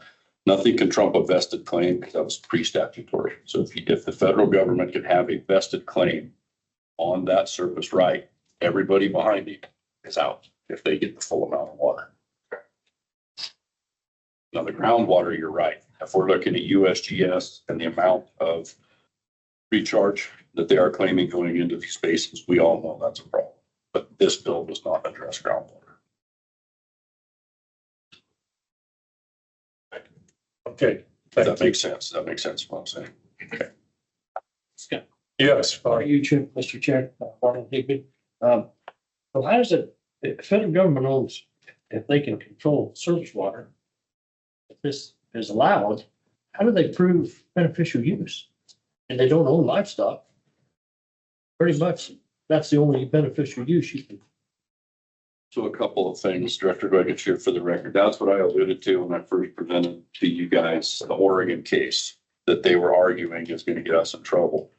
Oregon did not have a law on the books at that time that the federal government can't own water rights for stock. But they can do a vested claim for firefighting. They can also do a vested claim for in-stream flows for wildlife, for example. So there are other avenues. I mean, they've already been adjudicated. There's reasons that they can file for these. My biggest concern is how do you have a vested pre-statutory claim when neither the Forest Service nor the BLM were in existence pre-statutorily? BLM has made the argument that goes back to the Treaty of Guadalupe Hidalgo. When Mexico ceded these lands to the United States, they claimed that's when they became owners of the water as well, even though they weren't in existence.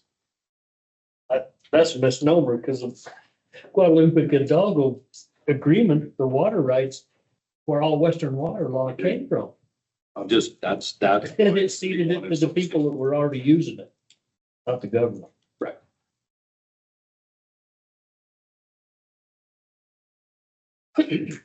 Other questions or discussion on SB 31? So the motion was to approve, to oppose Bill 31. All in favor, say aye. Aye. Opposed. Motion carries.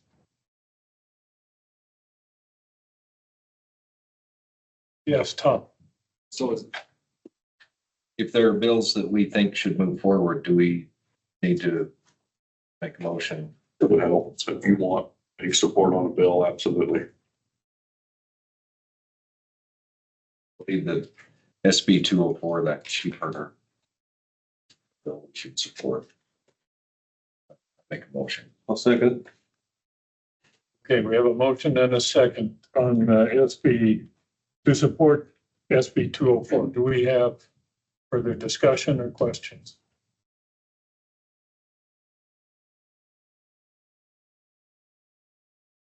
If not, we will go to a vote. All in favor, say aye. Opposed? Motion carries. We will support SB 204. Any other bills you would like to address? I just asked a question. You said most of these are on track to go through, but are there any question that getting a board approval would help push that a little bit? Yeah, for the record, Doug Ferris. One that I pick out would be the SB or AB 333 or the Nevada State Fairgrounds. And I think the only reason it's because we do have support from both the Department of Agriculture, the Washoe County Commission. They approved that through their meeting, right? They're unanimous. Unanimous about a week and a half ago. Nevada Junior Livestock Show, everybody coming in support of that. I think it would just give it some more backing behind that than to have the board approved as well, means that the board oversees the department. I move that the board support Assembly Bill. Oh, excuse me. I just had a statement, David Ruff here. I know lately, state fair has been being held down in Carson City. And so this, while the facilities aren't near as large, they've been having problems with trying to get people to visit the fair because of parking and other limitations because of the size of the grounds there. I don't want to take the state fair away from the state capitol if they still feel that there's a go of it. So I'm gonna step in and I'm gonna step in again. Earmuffs here. That state fair is an illegal state fair. The only way a state fair is held is by the direction of the director of the Department of Agriculture. That state fair ceased to exist in 2011. They are operating under the name Nevada State Fair. They are not the Nevada State Fair. There has been no Nevada State Fair since 11, and it was actually before that. We have tried to engage that group for several years, hoping that we could get something done. It's within the veil. So we will not just kick them in the butt, so to speak, but we're going to have some conversations about that because that's not the Nevada State Fair. That's in name only. So there is a statute that says state and regional fairs are held at the location of the director, not more than once a year. So, If I may, would you go ahead and complete your motion and then we'll get to. I move that the board support Assembly Bill 333. Okay, we have a motion and a second, so let us continue with discussion. Hank? Yeah, so Nevada State Fair was an entity, right? That dissolved in 11. So would it still be called Nevada State Fair or under, or so I think we're getting in the weeds. This bill doesn't create a Nevada State Fair. It brings the Nevada State Fairgrounds back to the agency and it renames that the Nevada State Fairgrounds. The director can put the Nevada State Fair wherever we want to put the Nevada State Fair. So if it wants to be in Carson, we can leave it in Carson and we can have a regional fair over here. That's the way the statute's written. This bill, while we say we want the state fair to come back, it doesn't say that in there. It's naming the Nevada State Fair and it references the statute that the director can say where a fair is held. That's all it does. It doesn't say we're going to have it on August 14th of every year, and then a location. So, and you can see, if you actually look up Nevada State Fair, you'll see where it was set in 11, and then another group picked it up and ran with it, but there has been no state fair board since 11. And I think if I can, Doug, first for the record, the biggest thing this bill is doing is just putting the oversight of the fairgrounds over there, the current Washoe County Fairgrounds. It's putting that oversight, removing the lease and putting that oversight back to the Department of Agriculture from Washoe County.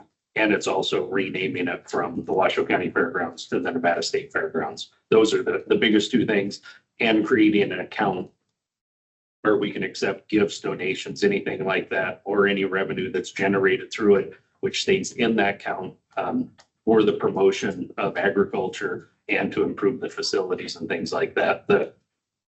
Having a state fair is kind of a byproduct, and probably down the road a couple of years at least, if we can even get that far. This is just the building blocks of basically moving that property that was entrusted to the department back to the department. And if I understood, it's only part of that property? Yeah, so this bill actually causes Washoe County to do a survey of that southern portion, because again, we don't want their administrative buildings. So that will continue to be leased without consideration to Washoe County for the time being. Do I think in a subsequent year, we will go forward and just try to completely sever that parcel? Yes, because right now they'll be leasing it from state lands. And the Department of Ag will be administering the northern end on behalf of the state of Nevada. Okay. Did you have something else? Oh, the map. Yeah, she can show you guys the map real quick. So you're clear on what's coming up there.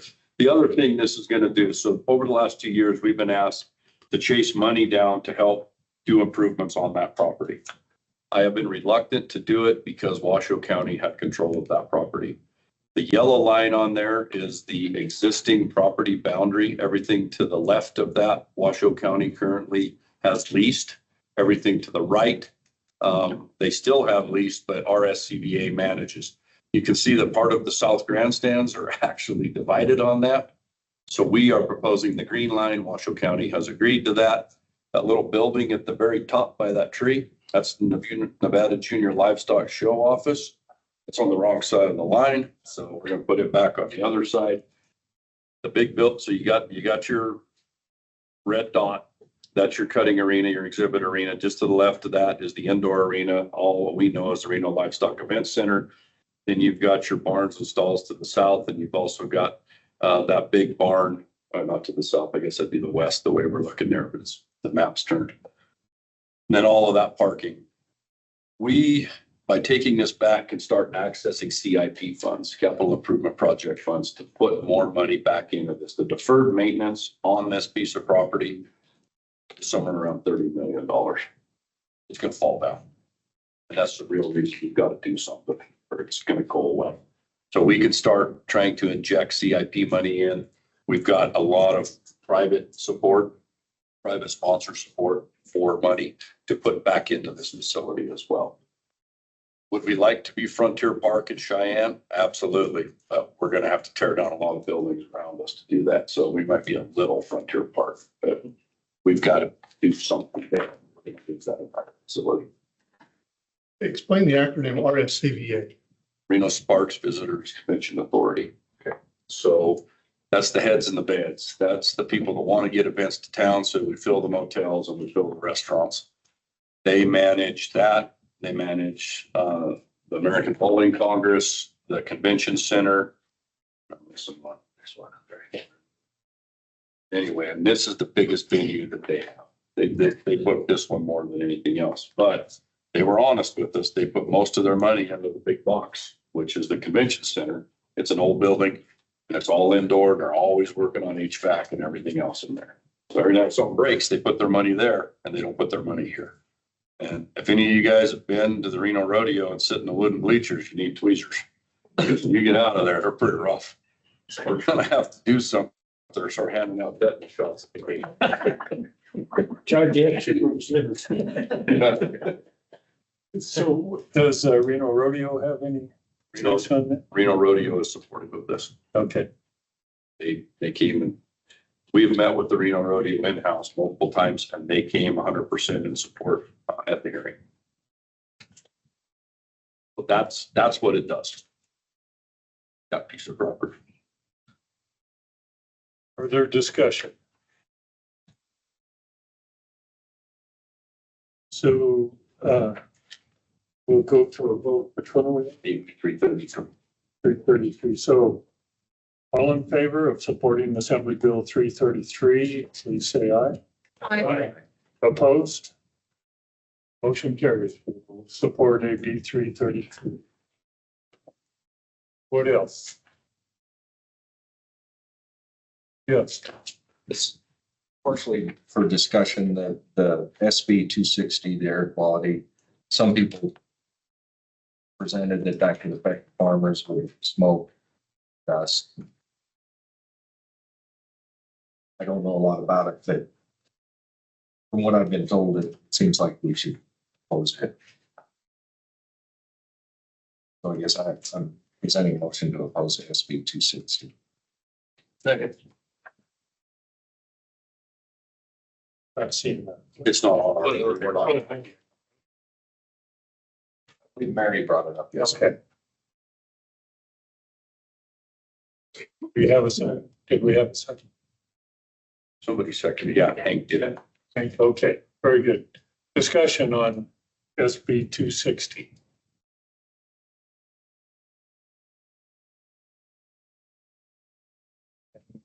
Then go to a vote, all in favor of opposition to SB 260, signify by saying aye. Aye. Opposed. Motion carries. We will oppose SB 260.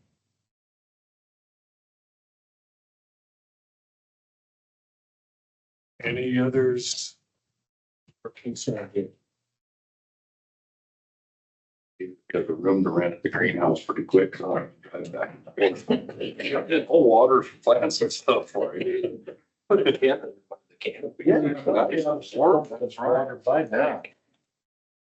We're going, we'll do that. And I'll leave you feed and water you here. Carrots. You don't get paid when it's. True. Gonna sign a waiver. In our contract. So we'll move on to board member updates. So I'll start in Las Vegas with Dave Quinn. Go ahead. Thank you, Mr. Chairman. The bird flu continues to be in the news regarding dairy cows and, of course, birds. We are thankful for the support and the oversight that we continue to receive within the industry from the Department of Agriculture. There was a flurry of news media that called just about a month ago and wanted statements and stories, and we were able to refer them to Juliana, put us in touch with Sierra, and we trust that all was communicated well and everyone received the proper notifications that are necessary at this point concerning this issue. Cows keep giving milk, and we are being told that as long as we're pasteurizing and adhering to all of the protocols, that there's not an immediate danger for human consumption. So we're grateful for that, grateful for the experience, grateful for the availability of the board and the reaction to this. And Lisa Burnett continues to be in our plant and saying that, and others in the industry, and saying that everyone is abiding by what they should be doing and keeping the industry in good condition. So I don't know if Dr. Gochia has any information later in the meeting concerning the bird flu, but it continues to be something that is not going away, but pasteurization is the key. Are we still solid on that, Doctor? Yeah, so Mr. Kuhn, both myself and Dr. Rolfe will be giving you some updates as we get later into the meeting on where we're at, where we're going, and what our cracked crystal ball is telling us. So stay tuned. We do have some more on that. I think I think it's safe to say we're in a more comfortable place now than we were 60 days ago, just because of what we're seeing. But we'll get into that as we get into more updates. Okay. We appreciate that. Thank you. Thank you, Dave. Thank you. Okay, let's. We have nobody in Elko, right? Hank, do you have an update for us?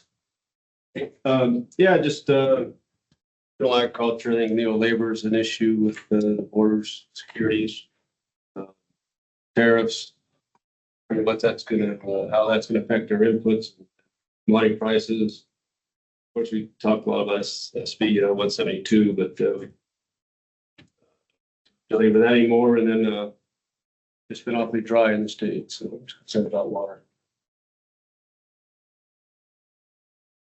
Okay, thank you, Heather. Hello, everyone. My name is Heather Lackey. I'm here representing Douglas County in Pest Control. And the two buzzwords that you guys probably know right now are rodents and farming crickets. And it has been, I know we're up over 185% in rodent use just to try to fight back the, the pest issues that we have from the nice rainfall that we've had. So I don't have a lot to bring, just out there doing what we do and keeping busy with it. Enjoying it. Thank you. Thank you. Tom?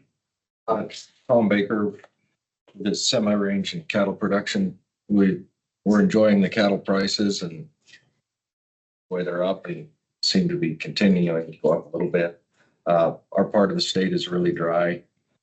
You see some more moisture in the north, but on the snow survey we had on the mountain, we had 2 historic low levels at the end of February, and we're hoping for some good spring storms. So far, they've missed us.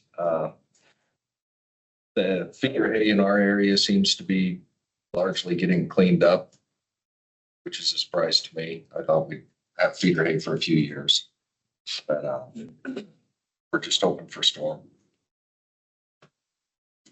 Okay, thank you. Dr. Shank. Dr. Shank, representing veterinarians in the state. I just want to applaud JJ and Dr. Gogachia in recruiting Dr. Rolf. We had a chance, Dr. Rolf and I, to chat briefly during the break and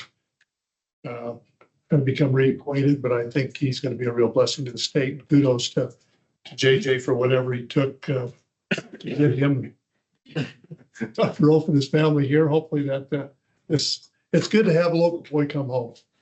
3 years of my life, I'll never get back arguing with him that he needed to come. I won't ask what you had to give up to get him here. You don't want to know. And just on another note, sometimes if bad things happen, there's always some good things that come from that too. This HPAI or bird flu certainly isn't a good thing to have. It might wake up our community, not only the community, but people that feel that they have to feed raw diets to their animals, or unpasteurized milk is so much better than the safe stuff that you can buy. Maybe this might be a controversial point, but personally, stay away from some of those things that can make our animals ill. So I'm going to say that's maybe a little bright light. When all this goes away, maybe people just kind of retain in their mind, hey, maybe I shouldn't go out and get a roadkill and throw it to my dog because that might be good for them. But anyway. Thanks. Marla. Tom touched on most of where we're at with the moisture level. We've had some pretty good southern storms down a little farther southern in Nevada. It's going to bring our spring feed. Our grouse and the forage on the grouse end of it is still pretty good from last year. And we've had some growth on the tea brush and bitter brush and our different grouses. But we definitely need some more moisture. We can stand another 2 or 3 inches. So with the drought money that you get from the insurance, it's like pray for drought in the morning and rain in the afternoon, or vice versa. It's not bad. Prices are good. Spring is looking good. If it'll just hold, calving season's coming. So you're looking at cows that are going to be dragging. If they don't have decent feed, you're going to have to find some hay somewhere, some cow hay. And then I didn't realize it was getting short. Maybe I'll go buy some. Yep, it's going to be short. You better buy. Thank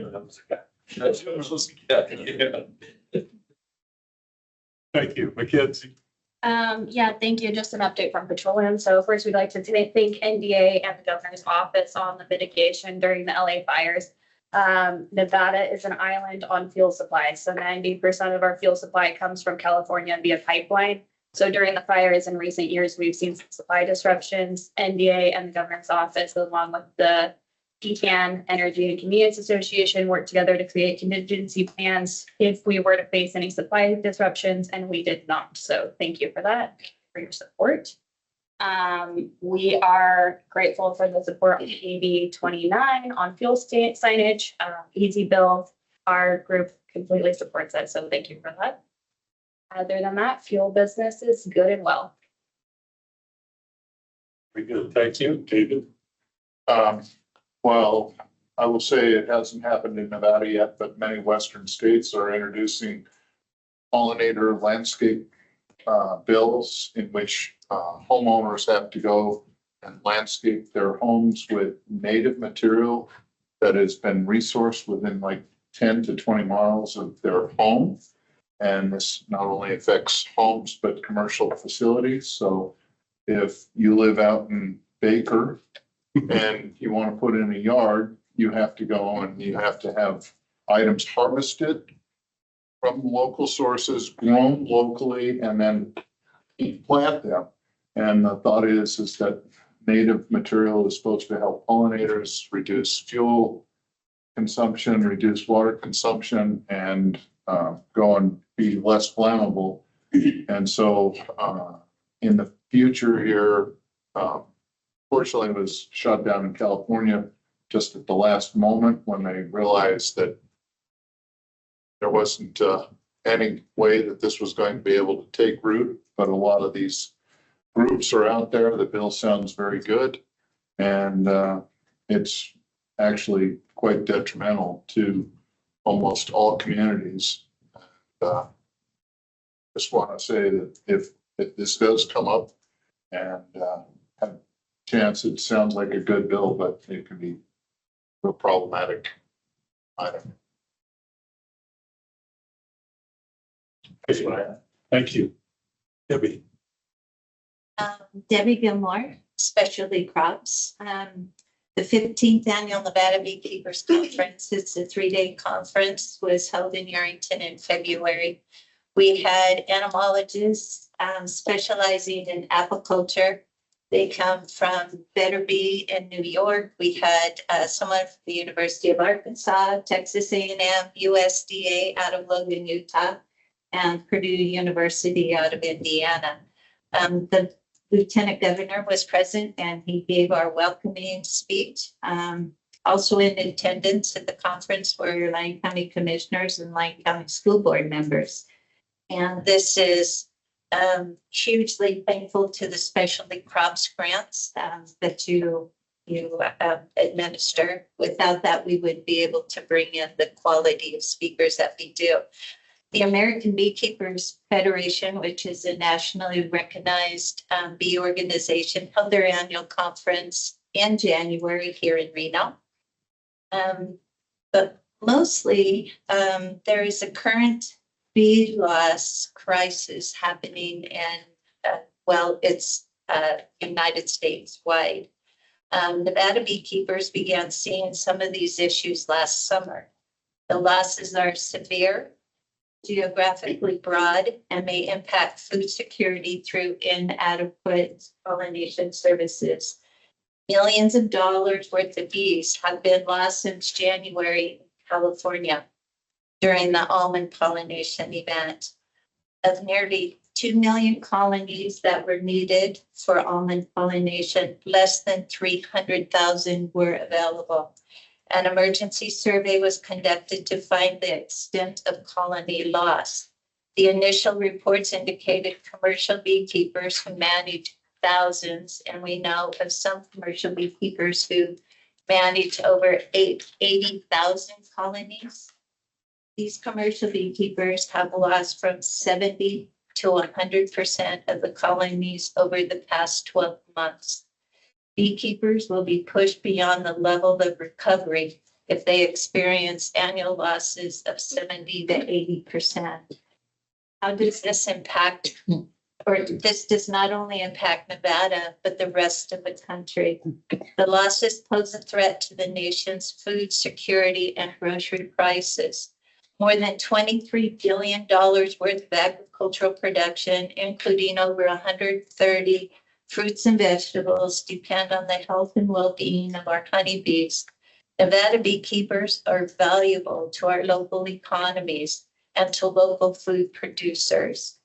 This time of year, most local beekeepers are getting replacement bees and queens from suppliers in Northern California after severe losses to them in 2024. Mesa Valley beekeepers alone have secured over 300 packages of bees, which will be delivered in Nevada to Nevada beekeepers in April. Also, a bill has been introduced into the U.S. House of Representatives to provide for the protection of the integrity of the honey market in the U.S. Honey is the third most adulterated food. Many challenges face Nevada beekeepers. Personally, we lost about 85% of our bees this past year. Not only the challenges of keeping healthy bees, but a lack of local expertise to support Nevada beekeepers. So when we were seeing these issues, we had to reach out to researchers and people outside of the state of Nevada to try to figure it out. We didn't have any local support to come and help us identify what's going on with all of our losses. Honey production was down probably at least 80% this past year. So I don't have a lot of good news as far as honeybees go, and I can see that it probably affects a lot of our programs and a lot of us personally. Okay, thank you. I wanted to just mention Ag Day at the legislature yesterday. I think a large portion of you were all there, and I think the department did a great job. Our bureau did a great job, as well as the wider ag community in supporting that event. I think we were noticed, and I appreciate the participation. Otherwise, in Lyon County, things are going along more or less normal. Big windstorms do some damage. We work around them. Our water supply is somewhat below normal with allocations, storage allocations less than 50%. So that could be a lot better. Otherwise, that's all I. Yes, Hank. I also want to commend the board for the Ag Day yesterday. It was well represented. I've heard a lot of positive comments, some of the best Ag Day in many years. So kudos to that. Also want to invite the board to Palisades Livestock is holding an open house. Basically, we call it Fun on the Farm on March 29th from 10 to 3. And we invite clients and customers, politicians, friends, family, this event. We had about 100 people last year. The weather was horrible. This year, we're hoping maybe to double that. But we'll have farm tours, pet pig, pet other animals, farm activities, trivia, live entertainment, and pork samples. So welcome to if you want to come. We're just north of Las Vegas. Okay, thank you. Anybody else before we move on? So directors report, JJ. All right, well, in the interest of time, you guys all have my report. A lot of stuff this morning regarding the legislature. You can tell we've been pretty busy down there. So I'm just going to go off script as I always do. First, I want to welcome Dr. Rolfe. He stole my thunder there. But, Dr. Peter Rolfe, him and I go back quite a ways. We actually were an undergrad together. That's where I put that guy. And we've stayed in touch over the years in Colorado. doing regulatory work, and I tried, and I finally wore him down. So we are very thankful, that we had Dr. Rolfe join our team. In addition, Juliana Hendricks, you guys have all worked with her, and I can't tell you what a blessing she is to have. For those of you that don't know, she came from the assembly, and she knows that building inside out and how to get things done. And so she has been just a huge asset to Doug and I over these last, I mean, she has just 2 months tomorrow that she's been here. And we haven't let her sleep more than about 3 nights since. Things are a little crazy. These two, I want you guys to give them a round of applause and thank them for coming. Yeah, they're completing our team. We've done a lot of stuff in the last 26, 27 months. And these are 2 of the best hires I think we've made. So pretty happy with what we did there yesterday, Ag Day. Sierra, thank you as always. Katrina, she's not in here. Katrina was a big help yesterday. Juliana, everybody on this side of the table. That this is a team effort, and we're very lucky that we've got one hell of a team here. You guys have one hell of a team. And so I just want to take that time to recognize them. For the most part, I'm going to hit on a couple of the things that we did. And if you guys have questions, fine. Otherwise, I'm going to let this staff get into their reports because that's what they do.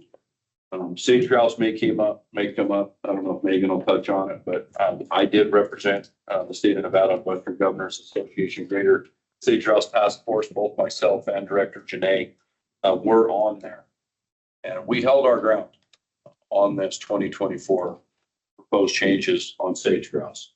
So we would not back up. 2 states did agree to have a rod sign over Colorado and Oregon. Nevada held firm with our other Western states. We provided a quite extensive governor's consistency review on that document. We have still not received a response. State office, I did receive a request yesterday for a meeting with the state office on what we can and can't do to make changes to make that acceptable. I will just tell you where we are right now. We are going to remain lockstep with our other 5 Western states that stood with us. And we are going to ask that we revisit what we've currently done in 24. Don't throw it out. Make those changes we need and try to get something over the finish line. So we're not fighting sage grouse for the next 20 years. I think we can get there, especially with this administration. So we are heavily engaged in that. A couple other things that I did, just shucks, look at that type thing. I was asked to speak at 2 national events regarding biosecurity. So it's kind of cool when Nevada has a big crisis, they come here to figure out what we're doing. I spoke at Ranch Biosecurity Emergency Planning in Texas in February. And I also spoke at the League Footing Academies and Symposium in Las Vegas. And that's, for those of you who don't know, that's a national organization for all equine events across the country. That was quite a group. And so I got to go down there and speak to them. And it was really about what we do in Nevada, how we like to permit things, how we work with predominantly South Point, because that's who hosted this event, what great things they do, and then also the NFR, how we manage what comes in and out of that national spinal video. We've only had 1 significant disease scare there in the last 10 years. And so that was good. One other thing to flag with you guys, Desert Bighorn sheep re-entry at Cortez Mountain. Megan and I put some comments together on that. I still have some concerns. We did align fairly closely with the livestock industry on those concerns and some local counties there, seeing what they're going to do. So they're looking to translocate sheep routed out of southern Nevada, put on the Cortez Range, which is the line between Lander and Eureka County. They're calling it a reintroduction. Those bighorns have been gone out there for a long time. Great, supportive. But we all know what happens when you put bighorns in domestics in any close proximity. There's always going to be conflict.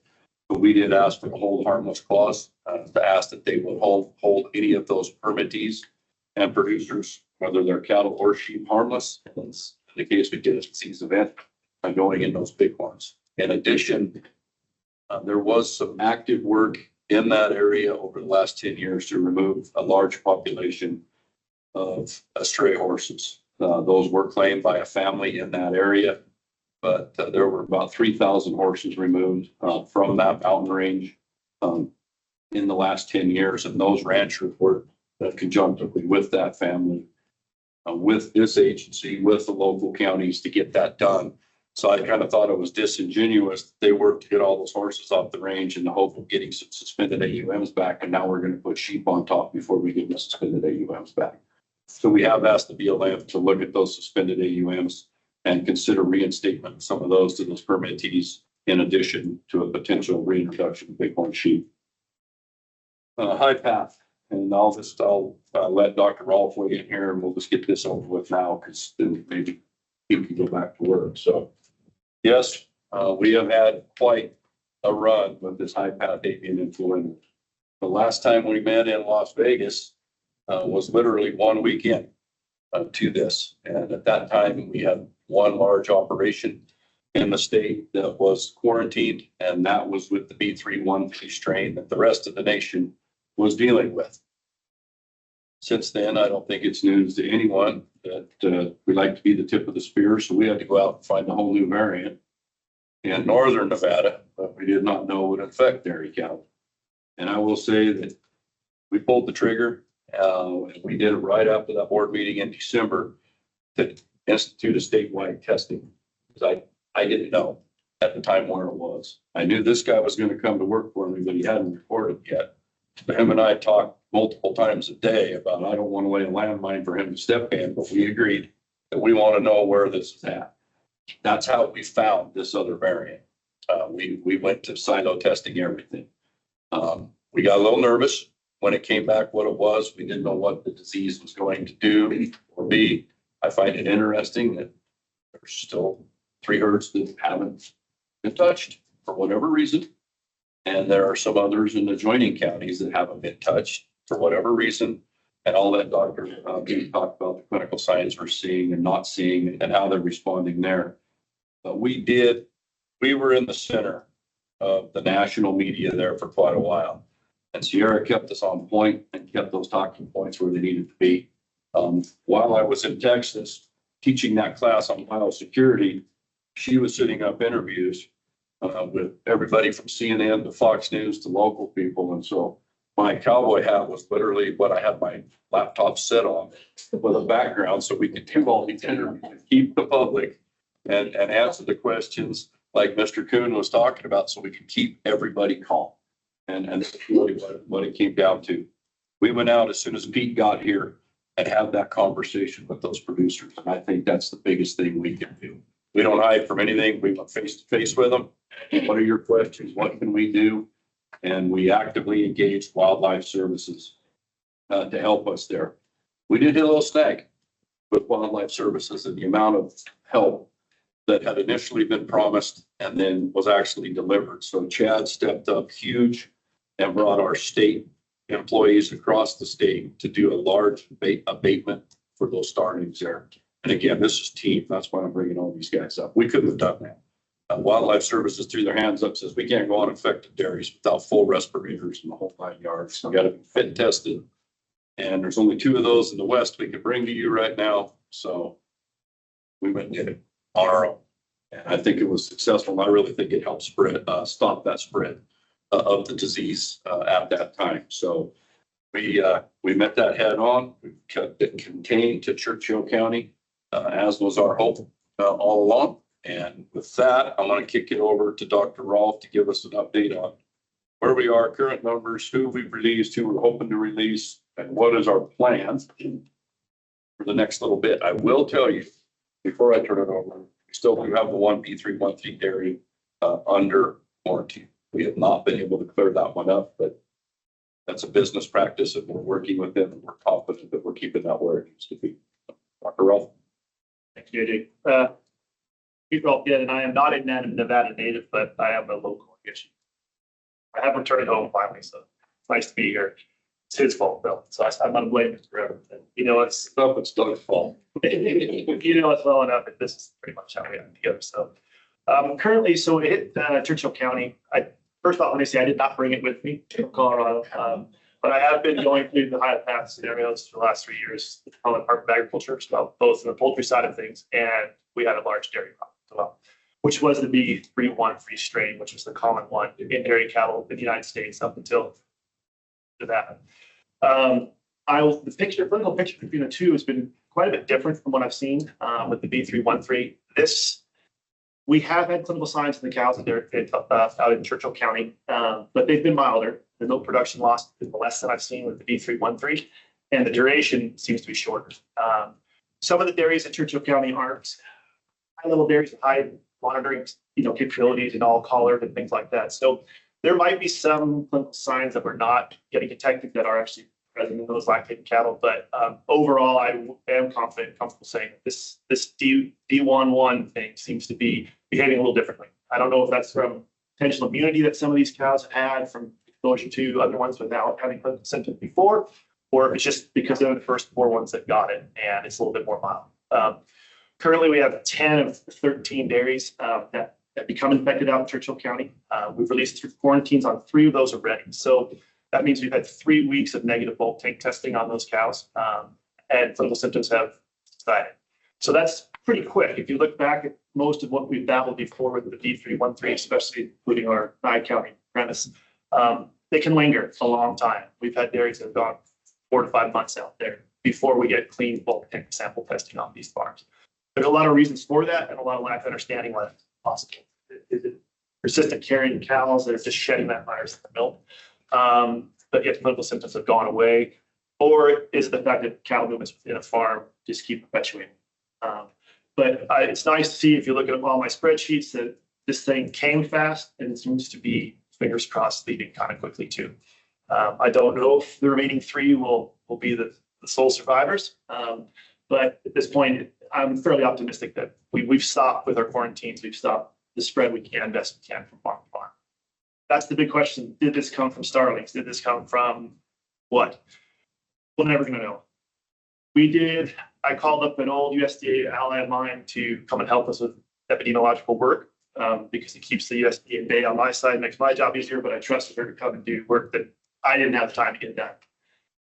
She went pretty deep on that. So we did the best we could with hours and hours of surveys with farmers and all the people involved to try to have an epidemiological link to prove it came this way and it spread this way.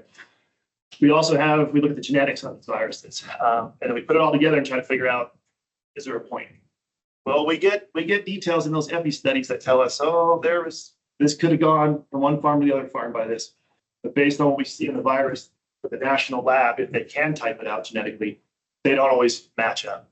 But there's 2 reasons for that. One, were they different incursions, as we call them? Did each farm have their own?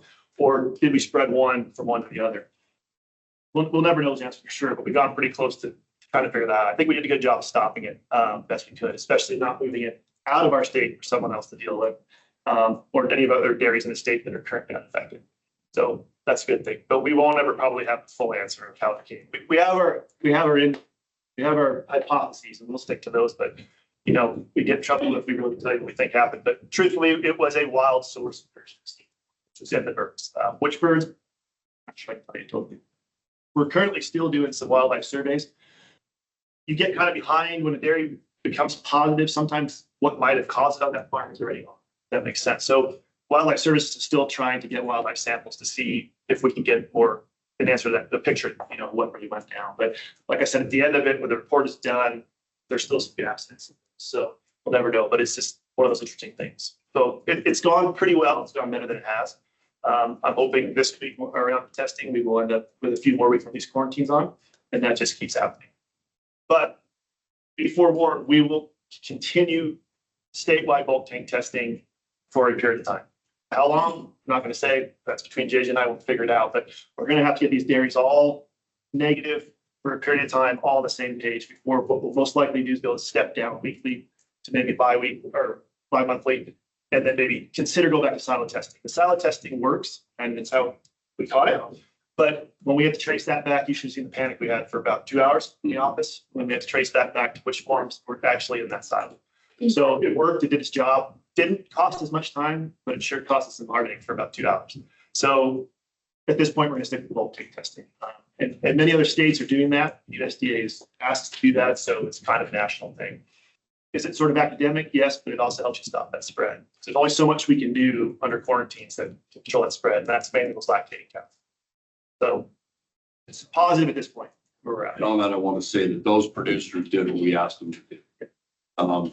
We asked them for all, whether you were quarantined or not, to dry those cows off for 10 days.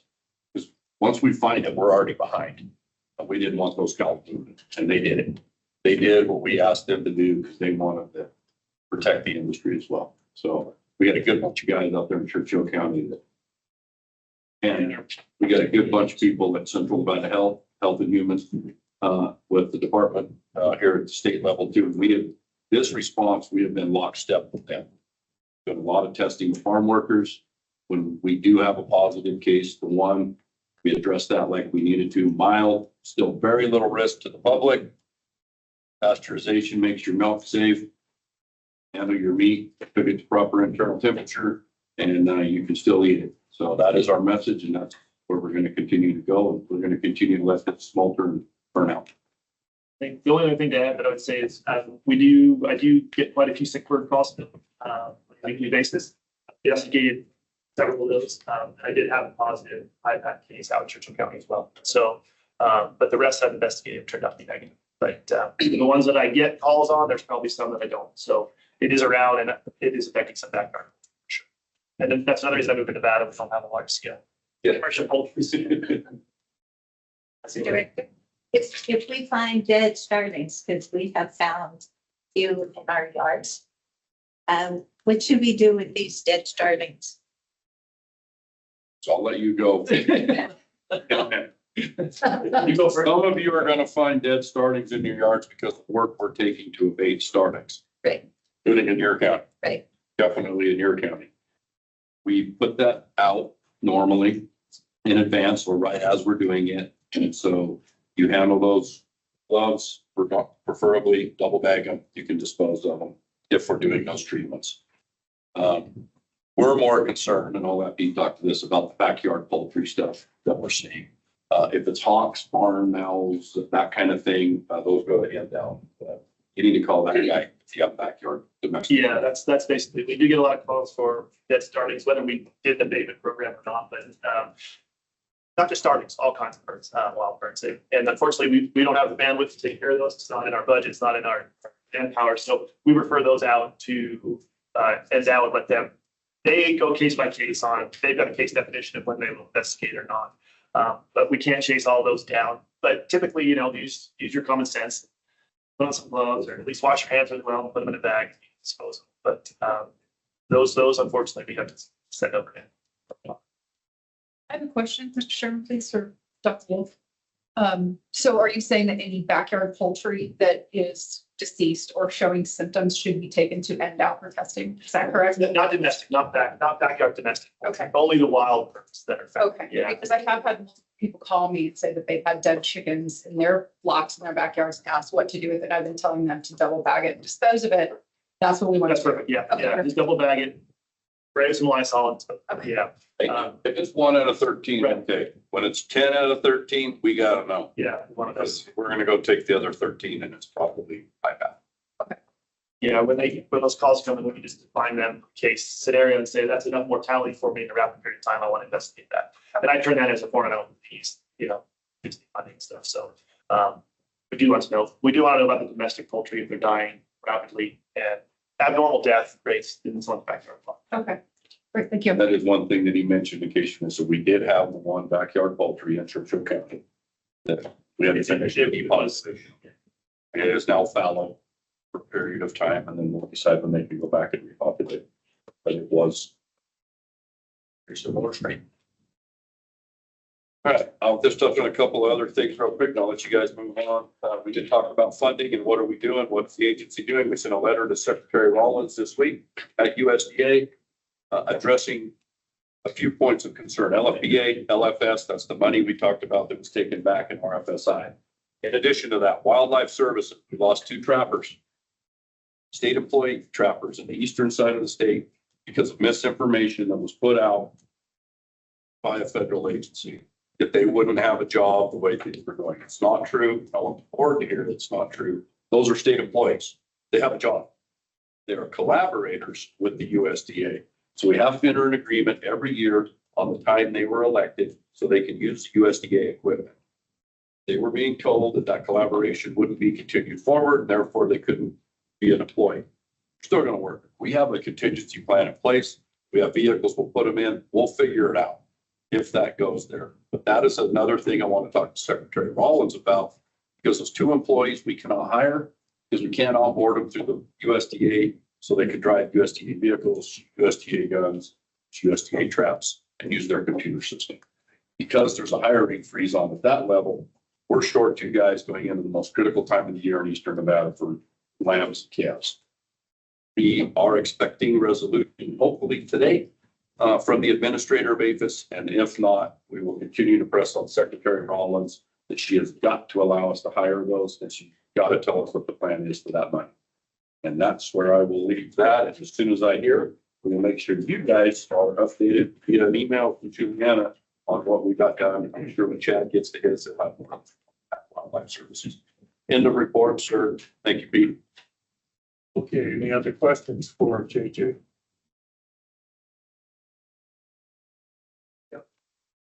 Yes.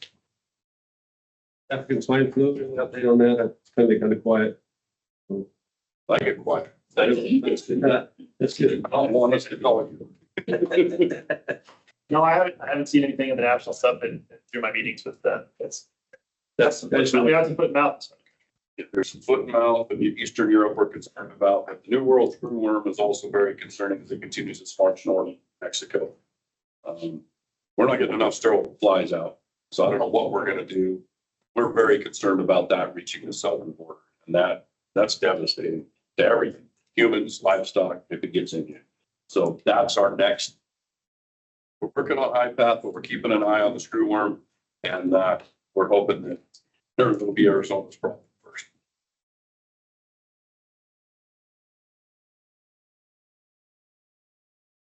Okay, moving on, Division of Plant Health and Compliance.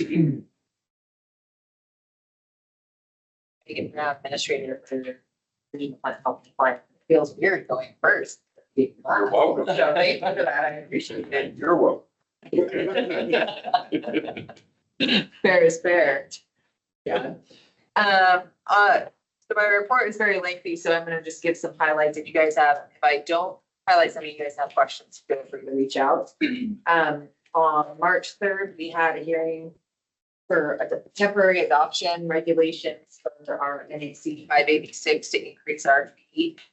We are working to follow the legislative procedure to have temporary adoption, and we will plan to move forward with permanent adoption after the legislative session. I do want to give some updates on grants and funding, with a huge asterisk and caveat that all of our federal partners, it's a dynamic situation and we're receiving information all the time. So this is as of today, but things continue to change. We had a hold on our specialty crop block grants. That hold has now been removed. So we're moving forward and able to process reimbursements. The bill funding is still on hold, but the bill bar funding that we received for our native seed contract grow-out was part of the fire section of the bill. So we were able to have that released. So we're continuing to move forward with our contract grow-outs and foundation seed program. And we also have U.S. Forest Service, state and private forestry, which were not the seeds released. And so there's still smaller buckets that we have effect, but it have some PPA grants, which is a lot of our survey work. All of that funding is moving forward, so we'll be able to administer our entomology and pathology survey and identification programs for this year. If there are significant shifts, we have had communication with the partners that are affected by those and will continue to do so. For specific program updates, well, sorry, I'll go back to partnership activities. As the director mentioned, we continue to make significant comments on both Forest Service and BLM public land actions that have some nexus related to department's activities, and those include anything from wild horse and burrow to energy developments, as well as grazing permits and actions related to LCT. And this any those. I don't know. Solar. Yeah, I said that for you. Yeah. Okay. Okay. So we continue to engage and ensure that advocating for those items that relate to the department. In our plant pathology program, our laboratory completed 1,806 soil plant samples. We use those to detect exotic pathogens and again, through our federal cooperative agreements and share that data with the plant diagnostic network.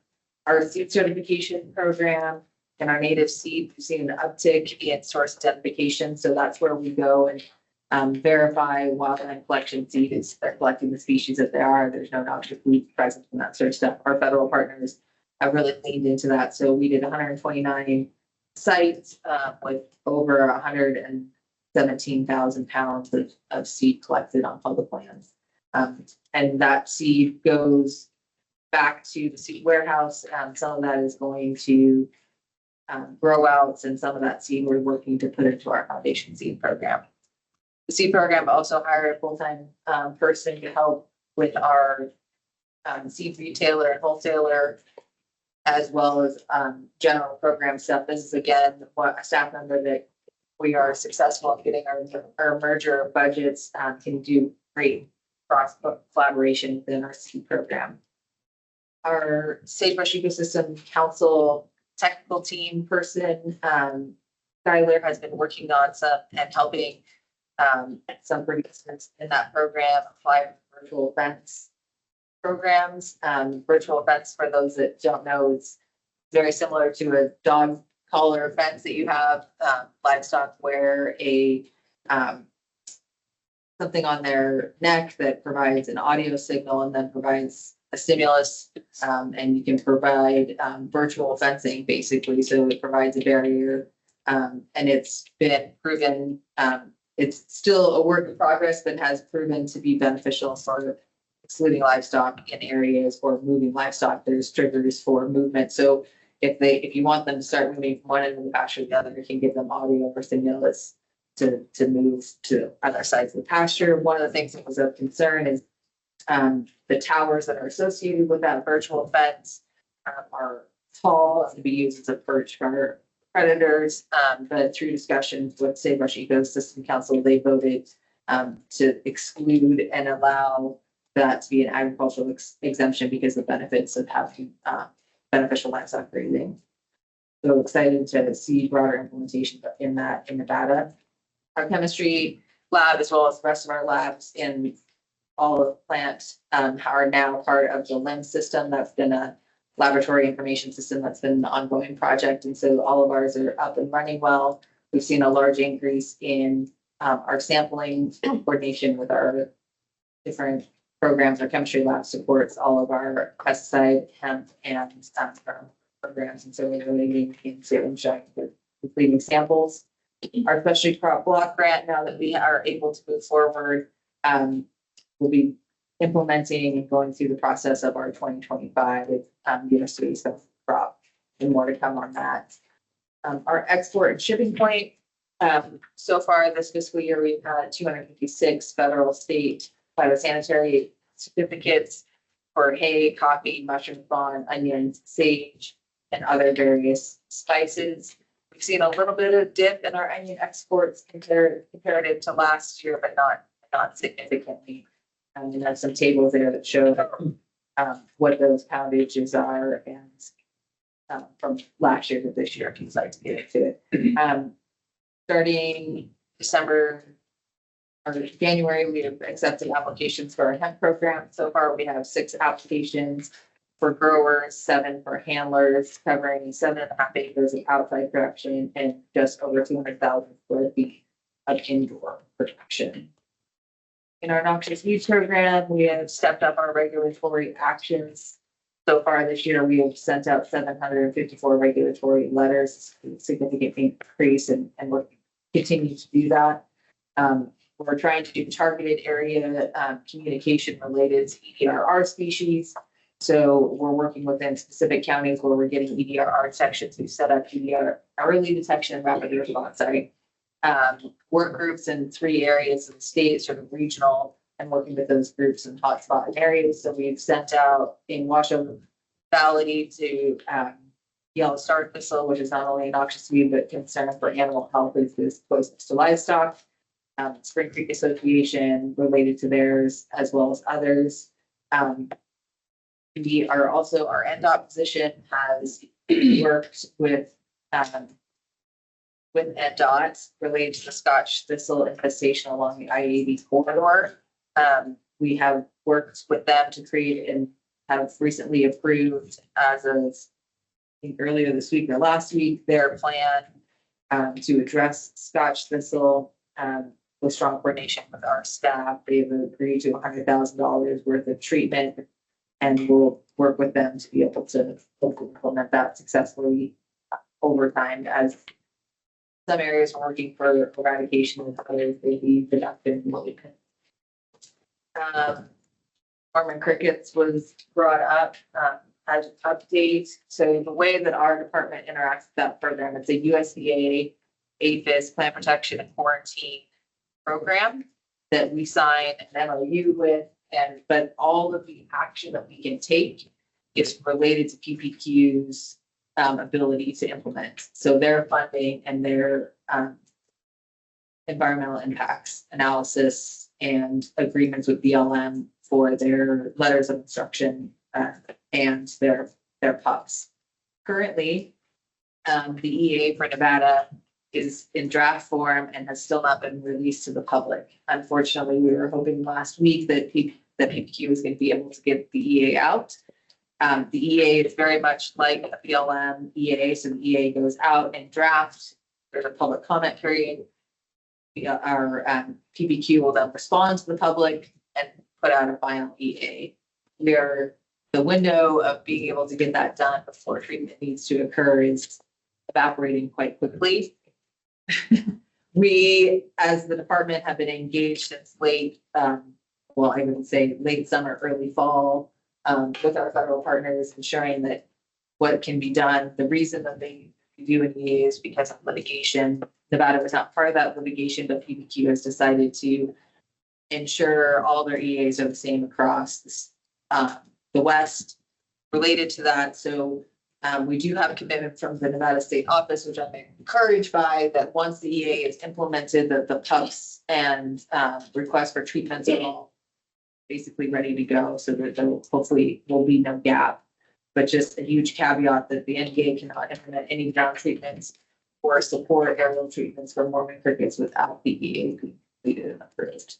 That does not mean we won't be continuing to do survey work. The department has 2 new products. One, we have a new live public map so that people in real time can see where survey is occurring or where reports are occurring, which we're excited to have a little bit more transparency. Before, we were kind of putting out weekly maps, and so this will be in real time. So we've also created a new online app on your or reporting on your phone, to be able to report in real time any crickets. So we'll continue to do that, and we'll continue to survey and communicate if we are unable to treat.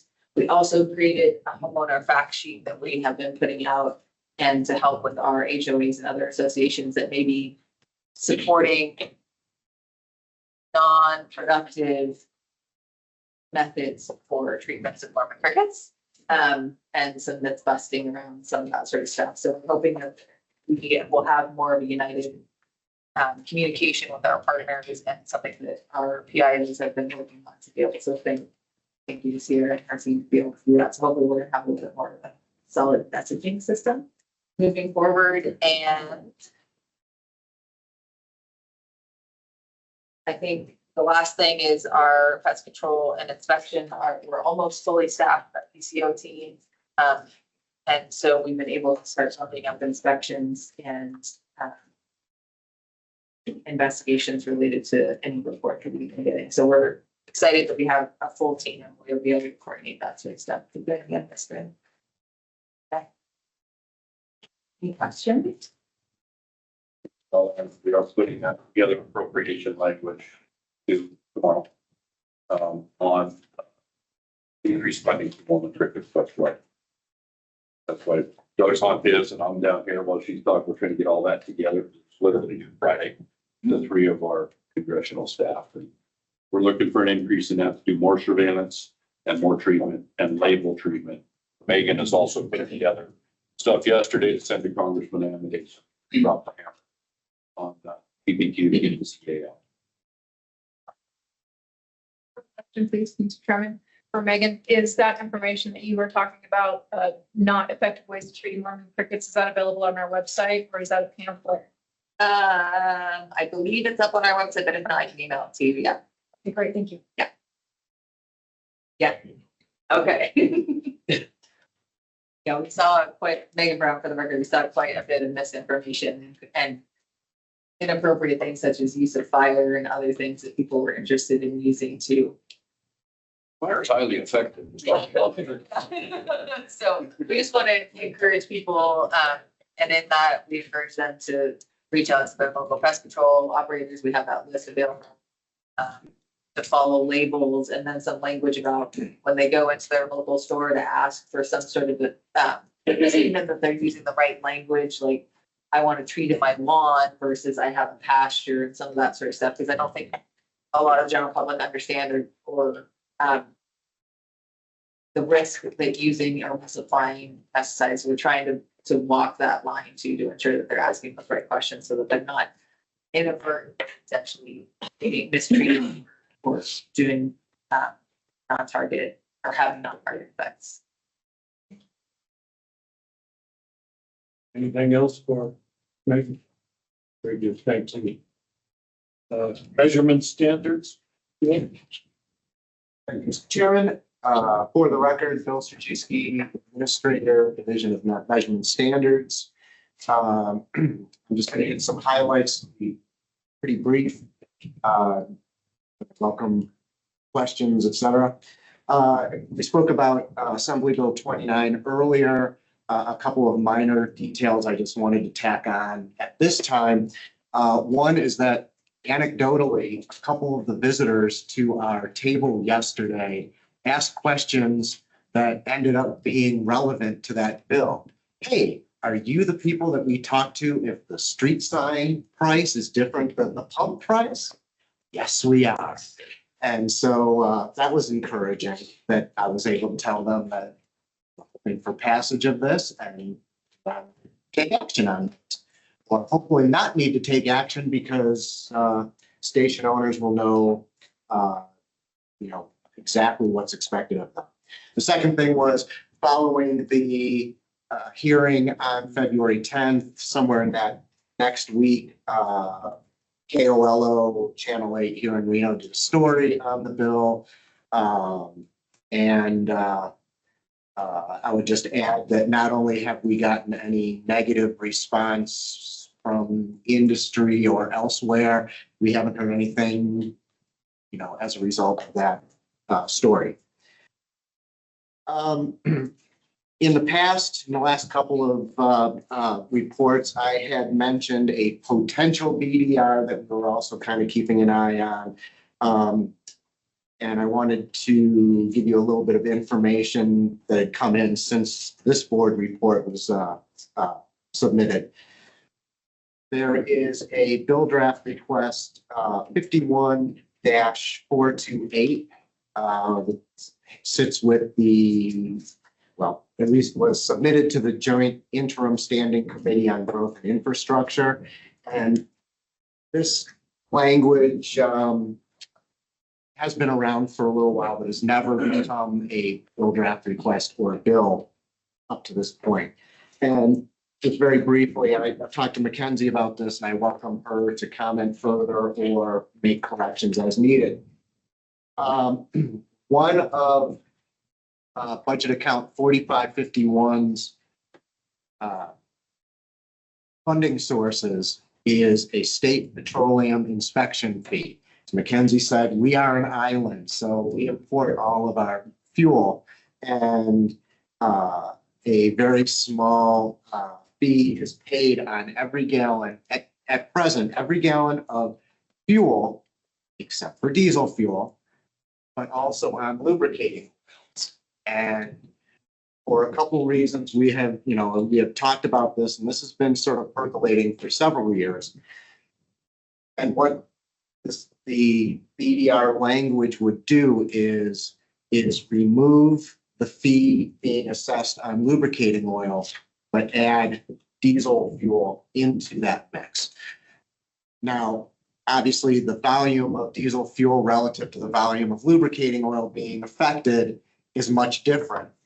And so at present, each gallon that's assessed is assessed at 0.0055 cents per gallon. And that would then be reduced. So there's much more diesel. That assessment would be reduced to 0.0035 cents per gallon. So that it is effectively a cost neutral. You know, we're not looking to make more on this, you know, and this would again be something that would be beneficial to the industry for a couple of reasons. And finally, yes, 0.0055, 0.0035 doesn't sound like much. It's close to $1 million all told by the end each year. So not an insignificant funding source for us. Mackenzie, would you? That's perfect. All right, thank you. We're getting towards, you know, spring, or at least the second fake spring here in northern Nevada. And so, you know, we're putting increasing effort into preparing for livestock scale inspections, which is always a big project.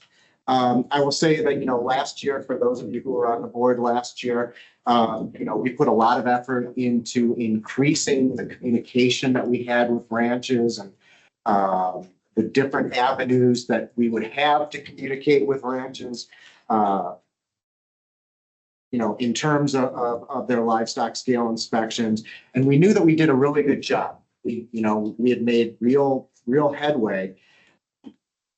But we were better than we thought we were. We found out that we were only missing what I'll say is extensive contact information. You know, additional, you know, not only a phone number for the ranch owner, but maybe the chief ranch hand who's actually going to be down at the scale with the inspectors, or if the ranch is owned by somebody and it's leased out, that you have both parties, et cetera, as well as digital email communication. We found that we were down to about 30 ranches that we didn't have, you know, out of 300, 350.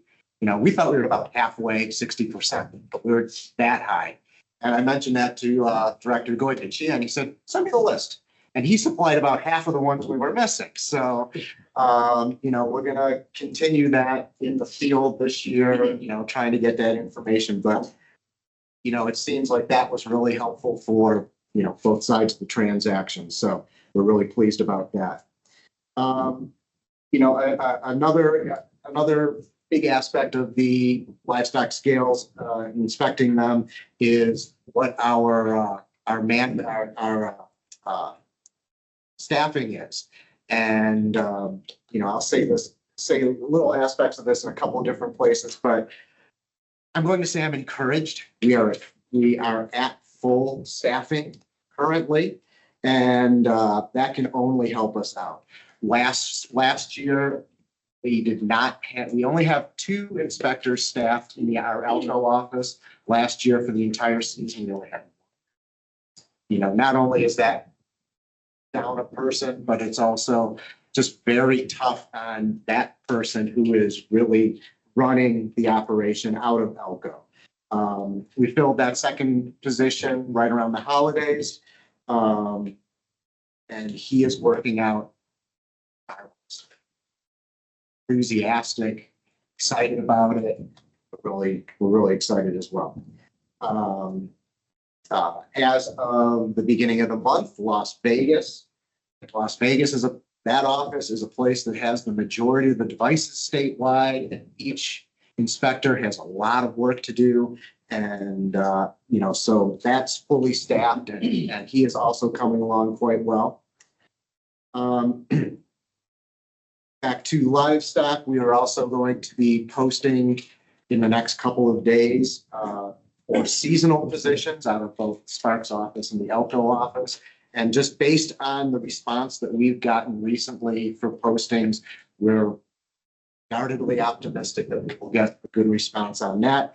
It's two other sets of hands to, you know, help and distribute the work.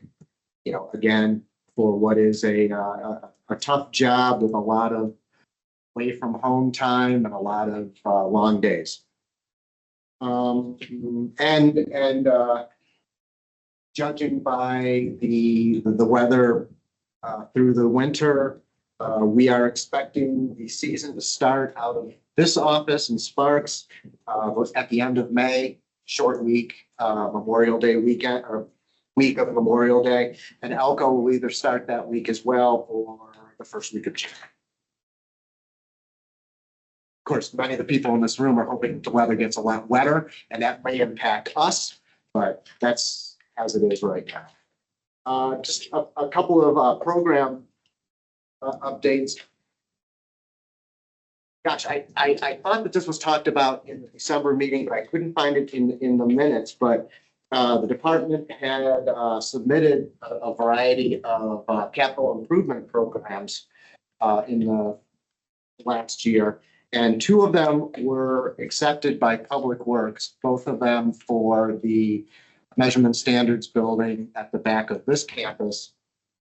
One to replace our electrical system and the other to upgrade our HVAC system.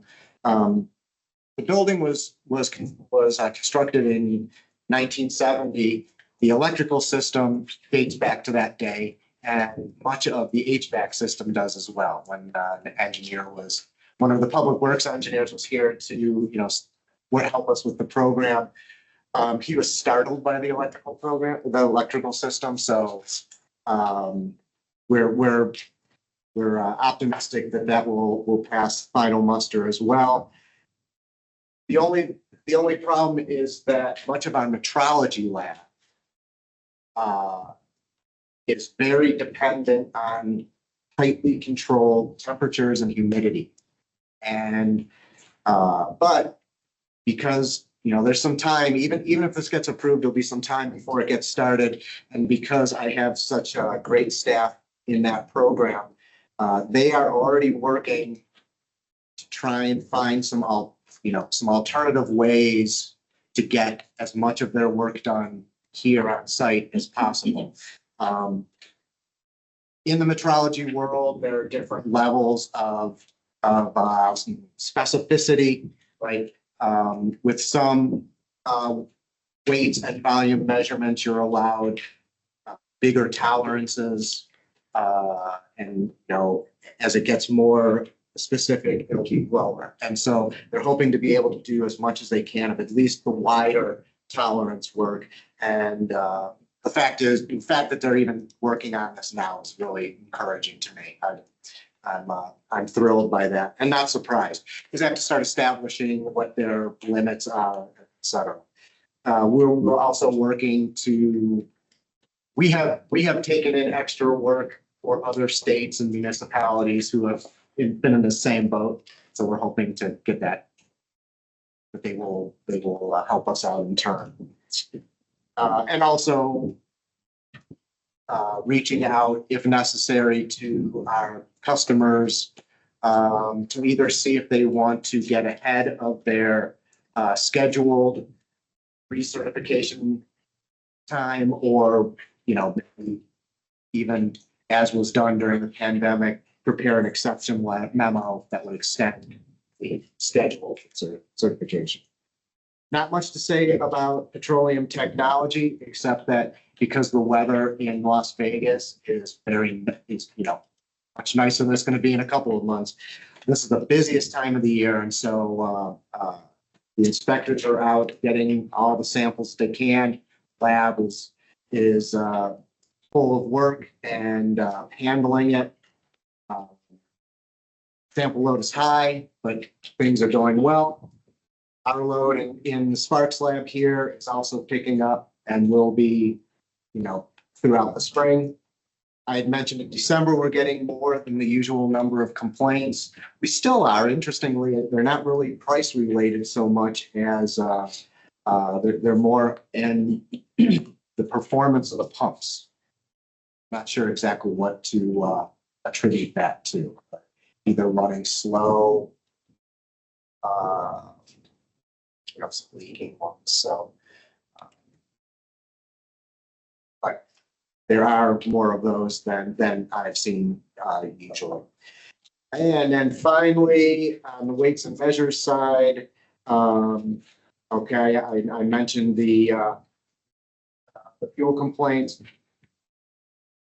As of this week, we have an accepted offer. We do not have any openings currently out of the Sparks office, but we have one inspector whose last day before retirement is next Monday. And we have an accepted offer on his replacement, who is scheduled to start on April 14th. So we will only have a 3-week gap of coverage, which makes me very happy. You know, we've been waiting on trucks. All of our trucks have been delivered, with the exception of our heavyweight truck, which we're still expecting in April. The other trucks, we have to really specialize the ones that we do for inspecting fuel dispensers and getting samples. And those are currently cycling through Silver State Industries, the prison industries, being retrofitted, and the equipment that needs to be added to those is being ordered and hopefully will be delivered soon. So those should be going into service through this month. And that's all that I have, and I will come to questions. Thank you. Questions for Bill? Yes. Jacob, what's the reason for changing the tax structure from the lubricants to the diesel? It's revenue general. Yeah, what it came down to really, if I recall, and this goes back 5 years at least. I want to say more than that. I think it was before the pandemic. But lubricating oil was included in there, but a lot of ECAN's constituents were being assessed that, you know, smaller stations, et cetera. But through whatever mechanism, large box stores, Walmart, I don't know, Target, Napa, you know, those sorts of places, they were not. And now we just received the funds. You know, this is a program run through DMV Motor Carrier. And, you know, I don't recall why it couldn't get solved through that, but it could not. And so they shifted attention to just changing the assessment. Easier to manage, I guess. I think so, because I don't know exactly where the inspection fee is assessed. Yeah, I believe. The terminals? The terminal at the shipper. I mean, that's easiest, right? And so, yes, that'd be really direct. So the records are easy to find through pipeline owners, et cetera, et cetera.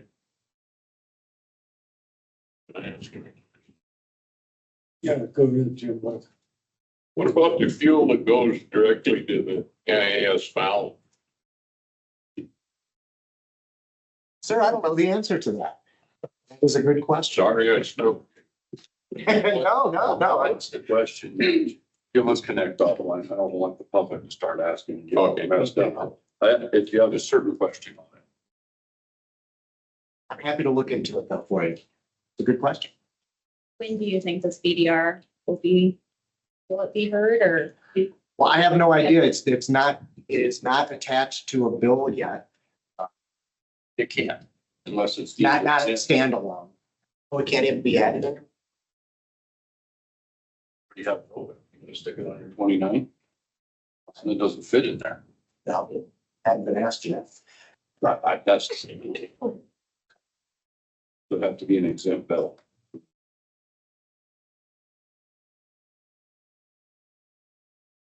Anything else for Bill? Okay.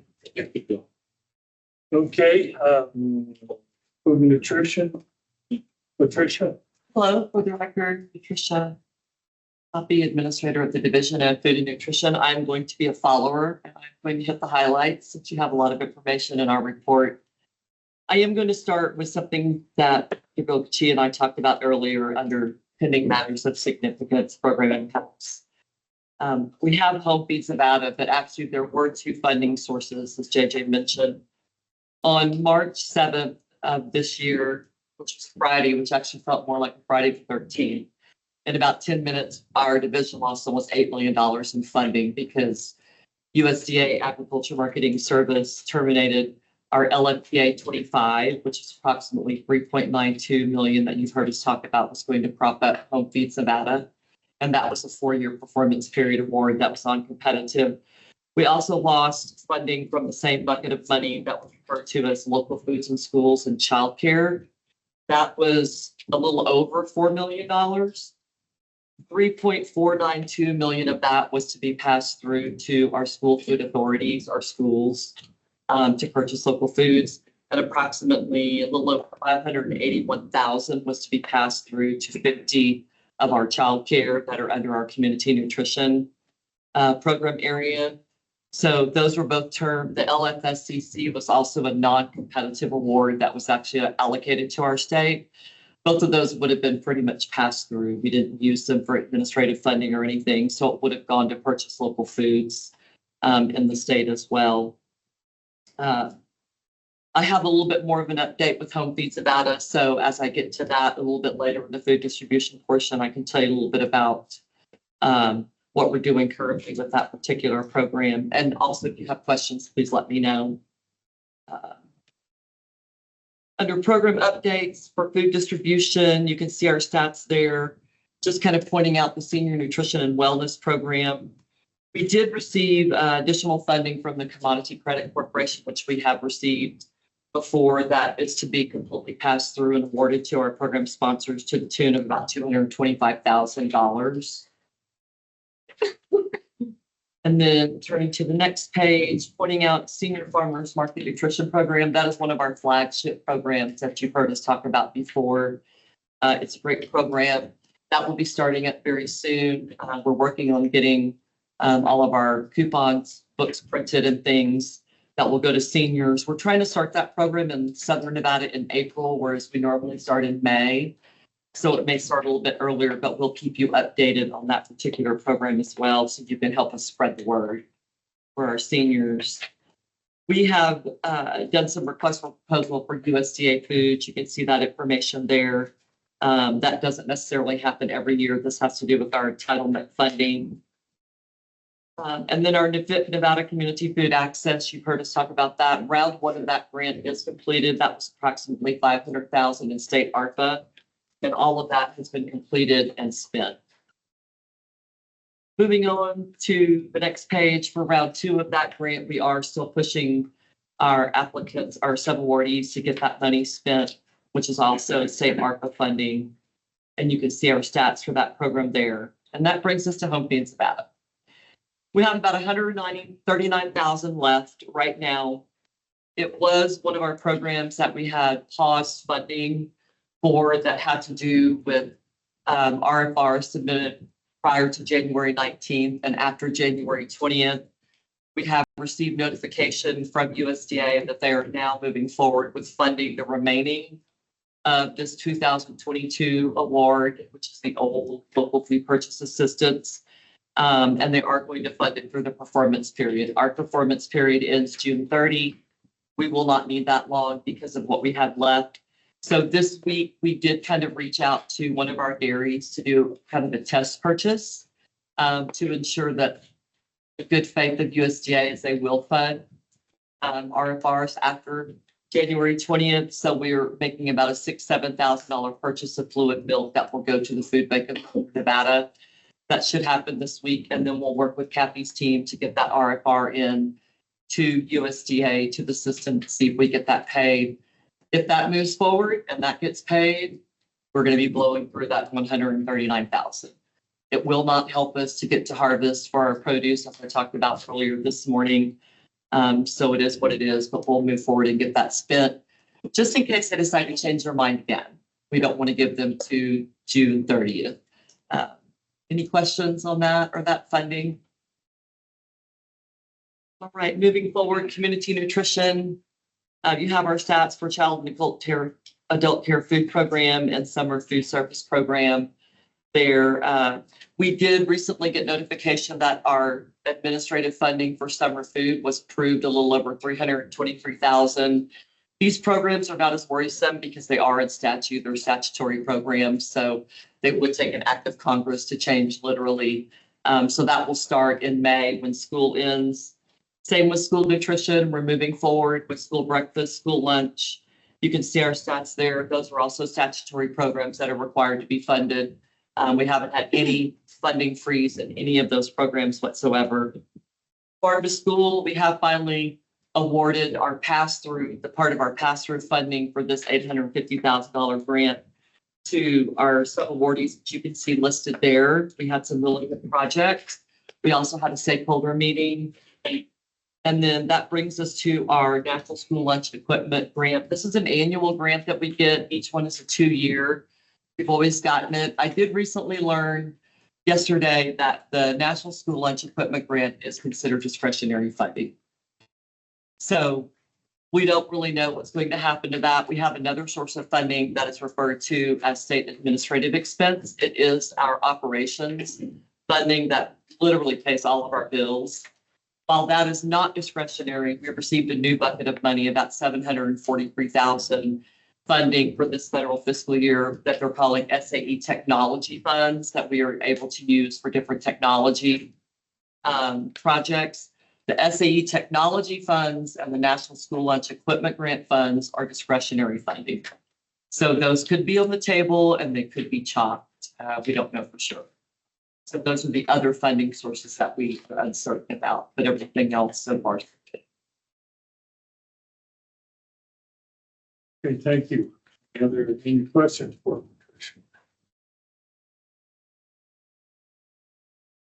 Okay, we'll move on then to animal industry. Jeff? Yes, it's Stenovich for the record, animal industry administrator. I'll go real quick through this. I know you guys get this, a lot of the stats are the same. It's always 4 meetings to go through. It's the same. I will touch on the important parts. I know JJ helped me out a lot. A lot of this report was what he had to say and Dr. Health too. So I will touch on a few of those things. Right here, we have what we are fully staffed with our permanent positions on our brand inspector. So yesterday I got asked several times from the public with, okay, how many permanent brand inspectors do you have full-time or intermittent inspectors? And I know I've touched on this before, but we have 3 full-time inspectors. We have brand inspector 3 and brand inspector 2, and then all of our intermittent inspectors throughout the state. Reason I feel that was a matter of significance for this brand inspector 2 is that we have them full now. They're spread throughout the state. We can use them and try to limit our intermittent inspectors. We're not paying fuel, mileage, and time when we have full-time employees to try to utilize that. I want to go down to our ADT grant. That money, it's helpful in our lab, but it's also very helpful with this new ADT rule that came out last fall. I touched on the last board meeting, but initially we were only issued a small number of tags for Bangs vaccination and regulatory work for the veterinarians. That money was very helpful. We knew we did not have enough tags. Director Govichia and myself, we knew that we were going to be short with the Bangs vaccinations. We worked with USDA. We were able to get more tags. I think in here in the reports at that time, it was 40,000. We're already up to 53,000 that we've issued. So a lot of tags going out, and it's taken the help of myself, Dr. Forbes, and Scotty there at Elko to manage doling these tags out. It takes a lot of time. And I think now that we've got majority of the state with premise IDs, we are going to be able to move forward a lot faster than we have this year. It was kind of a learning experience for everybody trying to get these tags. And I think we're rolling now and it's worked out really well. On livestock identification, I want to touch again those miles and hours. That's what we're trying to cut down on with our full-time employees. It's a lot of miles, a lot of hours. I want to talk about the new fencing project for the VRE. We did do 6 miles and from Washoe to Pleasant Valley. We have been approved We did an additional NEPA for this toll road area, to try to keep horses right out of South Reno. We have been approved. We're working with the contractor now. We should get that fencing up, hopefully within the next month. So it's plus, we should be able to keep these horses out of town. We did do a survey on the VRE, in December. It's currently, the BLM is still analyzing the data. We should have that at time to find out the exact count of the horses. Age. Okay, JJ touched on our park employees. Regarding the Starling abatement, we did do what we always do have a lot of money from the dairy program to do Starling abatement. With the very initial high path outbreak in Southern Nevada, we moved a little faster. We did it in December.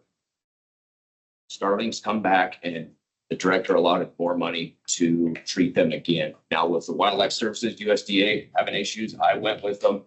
We treated all of the Churchill County dairies. And those guys went. It was a good experience for me. I enjoyed it. I was able to go. And it was a good experience. Dr. Rolfe, all the vet med stuff, glad to have him. He came in at a busy time and we were stretched a little bit thin and really, really good to have him. I'm glad he's here. Positive trip herds, we're still working on. We're getting there.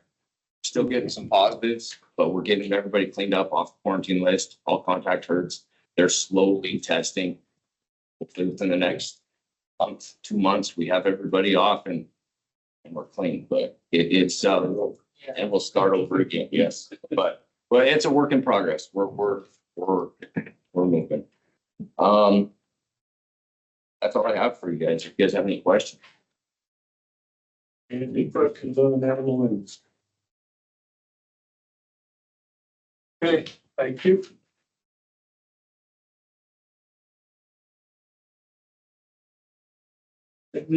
Administrative service.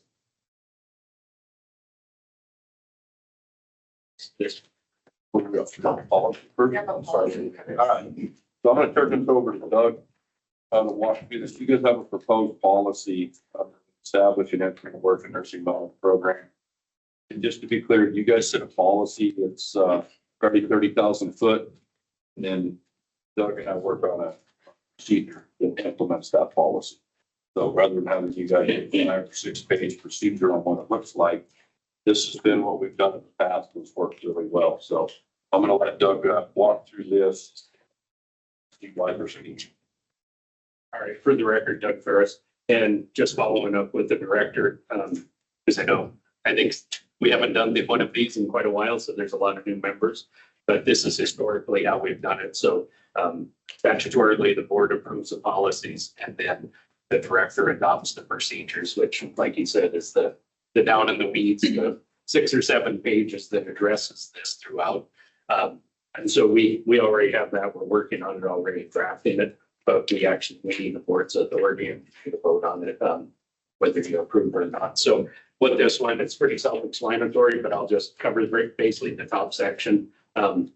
This policy of the MDA is to provide a positive work environment that recognizes parents' responsibilities to their careers and to their infants by acknowledging that the ability of an infant to stay with the parents benefits the family, the employer, and society. The Infants at Work and Nursing Mothers program encourages new mothers and fathers to return to work sooner by allowing the new parents to bring their infants to work for a specified period of time.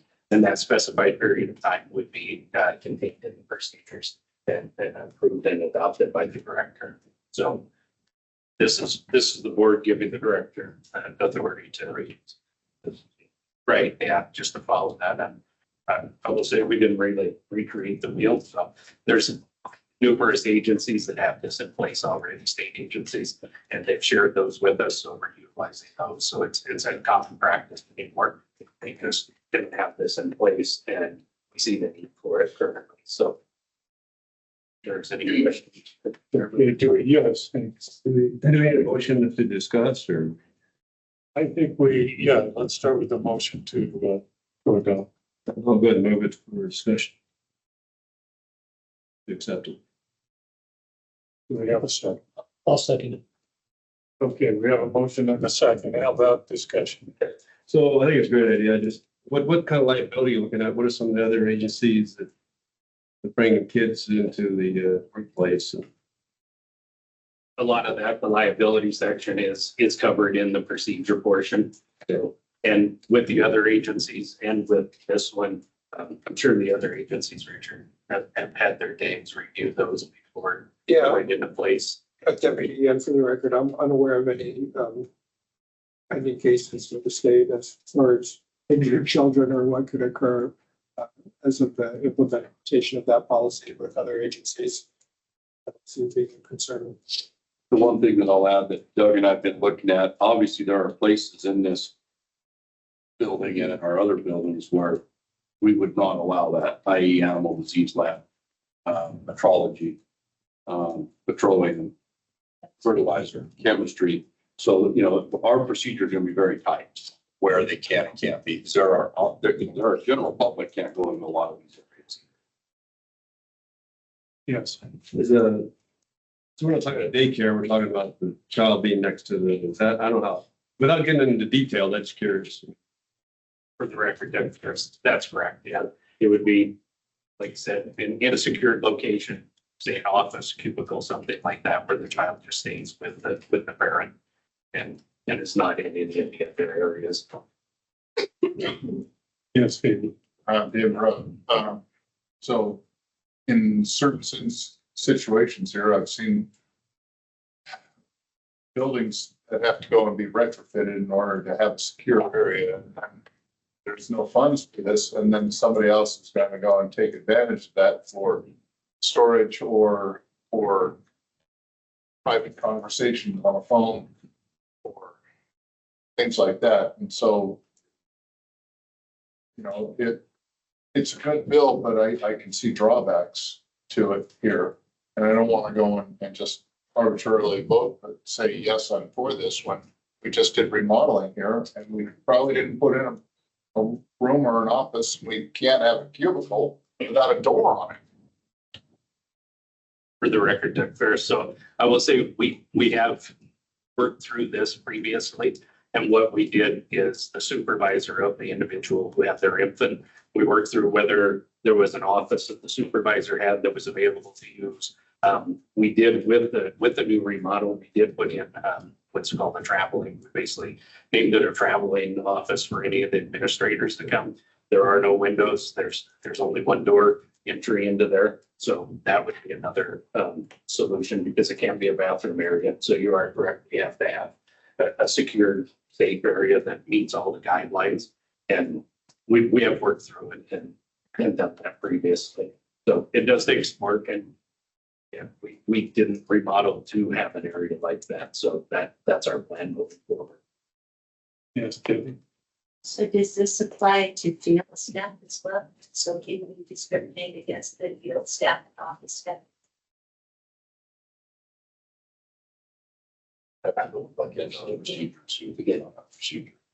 Yeah, for the record, Doug Ferris, I don't believe we could because it would be the same as letting them in into one of the laboratory areas or something like that. The safety of it. This is going to be primarily what it's focused on for us and what it would contain in the procedure is addressing office situations, people who work in the office.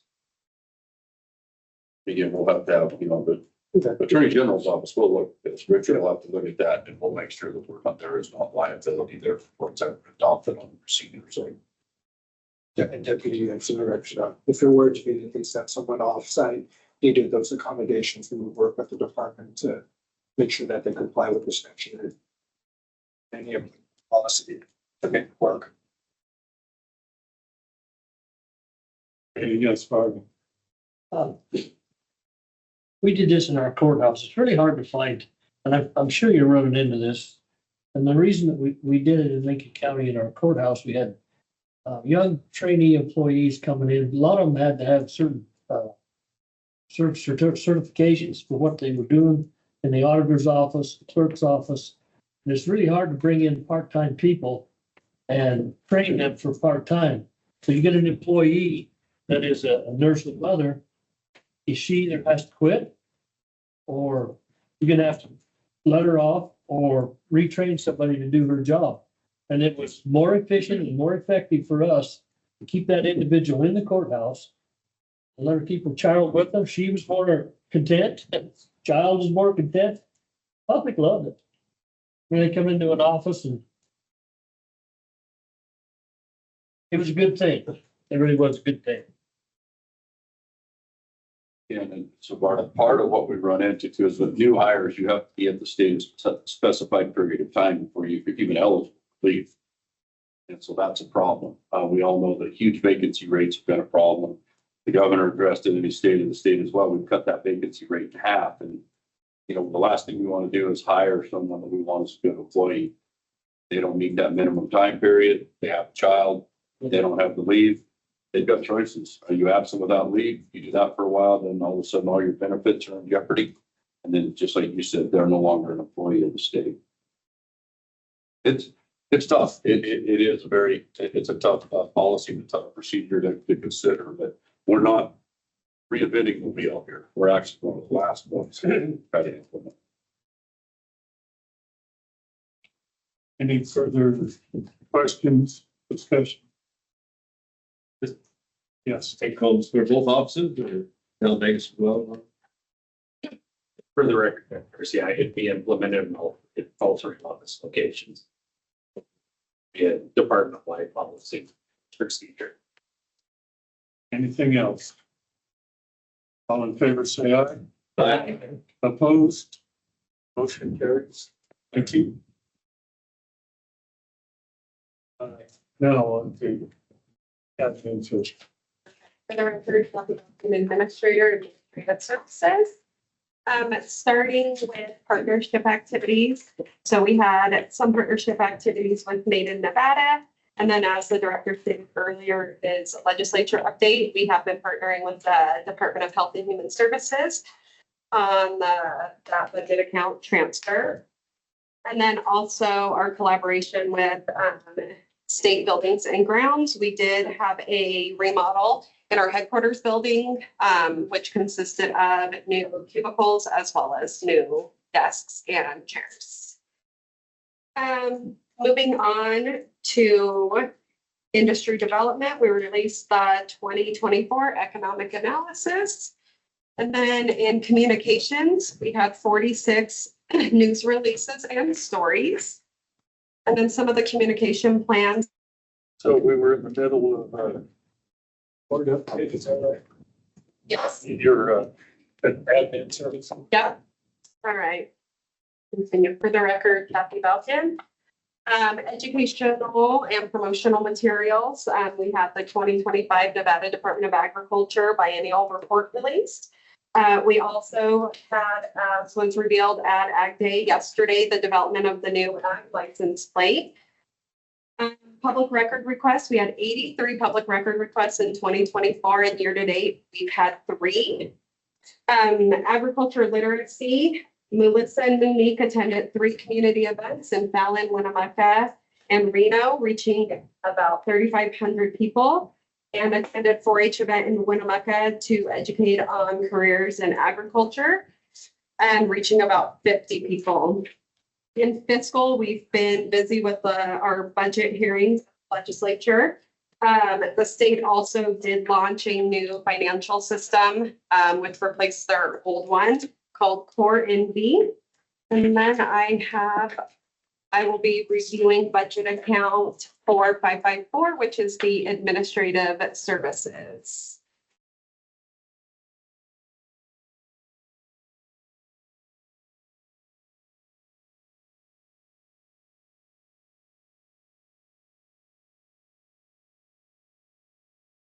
Right, so budget account for 554. This budget account is 95% cost allocated, 5% of general fund.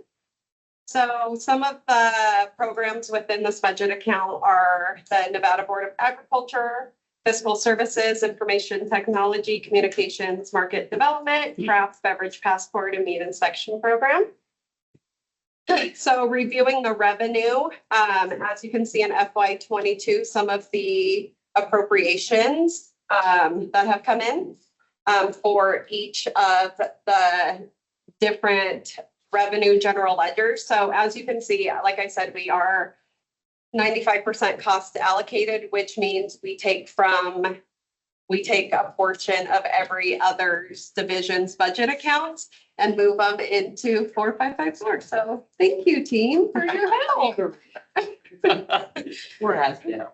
So as you can see, like 4550 were budgeted for 2025 out of that budget account, 333,000. Some of the animals, and you'll see they're lumped. When you have different budget accounts lumped, it just means there's a revenue general ledger set up for those budget accounts versus being all separated out. So you can see 4551 standalone, which is measurement standards. They do contribute the most towards administrative services. So thank you. And then as you can see on the bottom, we do have a few grants that we have gone into. So that private grant for 2 million, that is RFSI, that is on hold and has gone away. So, and then we did get 2025 ARPA, that 319,000. And then moving on to expenditures. So as you can see, our biggest expenditure, personnel services. So our budget for 2025 is 2.5 million in there. You can see some of the actuals from the prior years. You can see how we've increased, and as we fill and stay staffed, that's why 2024's actuals were more than 23, as well as the 11% pay increases that we have received. And then it just goes into our costs for out-of-state travel, in-state, some of our operating expenses for each of these different programs. Anybody have any questions? Questions for Ken? I just want to elaborate on that because you talked about the 11% increase. So over the last biennium, this agency saw a 23% increase in salaries that came out of the legislature. But we did not increase fees, dues, or anything 23%.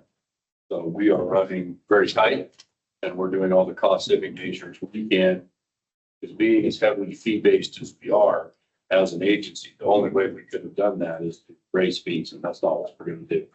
So we're going to try to do everything possible, merge accounts, steal from other departments, whatever we have to do until we get to that point. And to elaborate on that as well, we are, as an agency, we're only 2% general funded.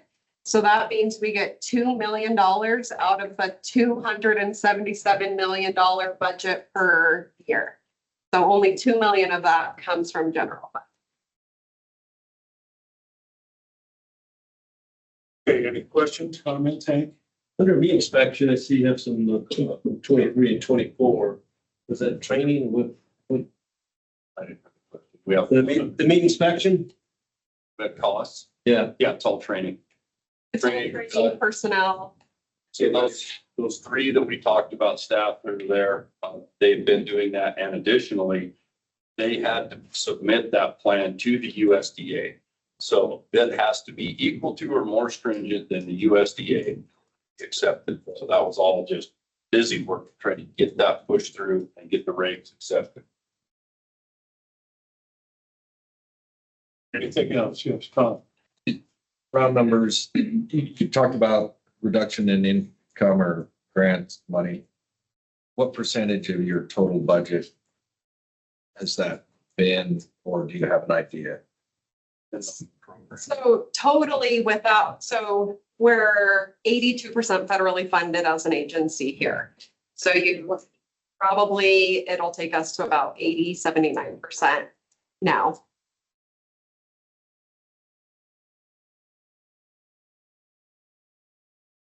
You're going to see a reduction in our presence and what we do. There's just no way around it. We lose $8-9 million. We're not going to be doing $8-9 million work out there. There's no way around it. There's nowhere else we're going to get the money. And so the 8-9 million is, you think that's roughly the total you might lose? Right now, that's what Now, yeah. You talked about a little bit of worry on some other.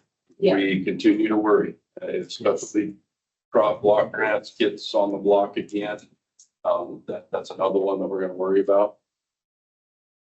See what the farm bill does, you know, if it pass some wacky farm bill for whatever reason with a lot of cuts in it, then we're a minimum of 5 years of those reduced levels. Yeah, Megan Brown for the record, I think, just to be clear, so the continuing resolution gets us to September, so the funding that she's talking about and what has been reduced is till September. And then we have a whole new budget, and so if Congress changes or has different priorities for all the buckets that she just talked about, there could be. So what we're talking about in impacts is just till September, and then if. I mean, they may do another continuing resolution, but who knows, but the two big things is the farm bill from one perspective, but then just where whatever the new budgets are from the authority. So I think our communication has continued to be, at least from the plant's perspective, is the value. And most of our programs, like in other divisions, are direct to consumer sort of stuff. I mean, they're not survey and protection, it's treatment, it's, you know, all that sort of stuff, subawards, those sorts of things. So I think the communication has been the value that continues to bring to the constituency within the state and the services that we provide in the department. So it's like, it's happening, but we have till September to sort of continue to navigate that process. For the record, I would add that we have food distribution programs that are funded through the farm bill. Yeah. So you're talking, that's the direct to consumer, that you're talking about underserved populations in our state potentially not getting food. So there is a potential, in all honesty, depending on what appropriations does, the next budget, and farm bill does, that we will have to reduce that. There's just no way around it. The money's not there.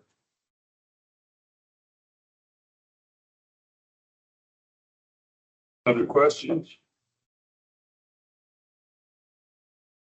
Okay, we'll move on to. Your Sierra license plate for those that weren't there yesterday.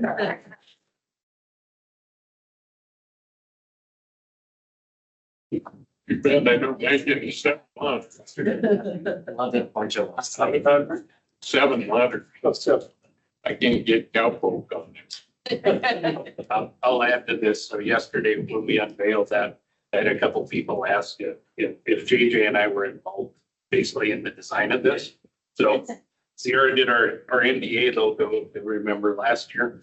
And then she actually did this. This is, I said, JJ and my involvement is we like it or we didn't like it. And so she changed it and revised it. And finally we got to where we were both, we like it, but that's all Sierra. So, and we're pretty proud of that. That's amazing. Very nice. Thank you. Okay. Is that the third rendition? This will be the third rendition when it's adopted, yes. Yeah. The first one had that calf with the long ears that needed a better moment than the Angkor chaps. He looked a little left tall, that calf. So, and then we have our turn. Yeah, all right. Where does that money go? So that, good question. So half of that money comes to this agency for ag education and outreach. The other half goes to the FFA Foundation. And that is set in statute. That's why you see the Department of Ag and FFA logos on the top. That is all dictated by statute. And people grow things here, that is also in the statute, has to be on the plate.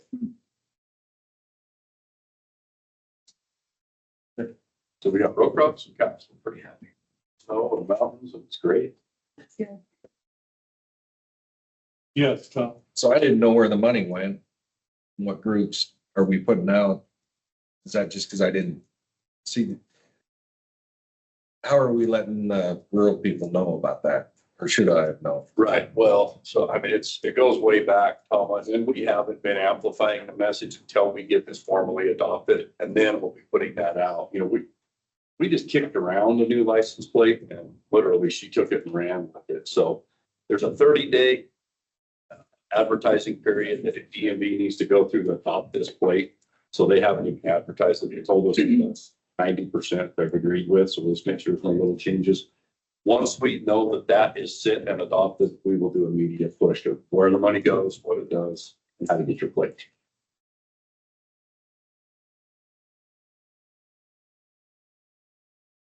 Good. Okay, we'll move on to public comment. Do we have somebody ready to time public comment? I'll time you. Okay. Okay, Jim. Jim, would you care to? Y'all are here, you make me walk all that. I think that one.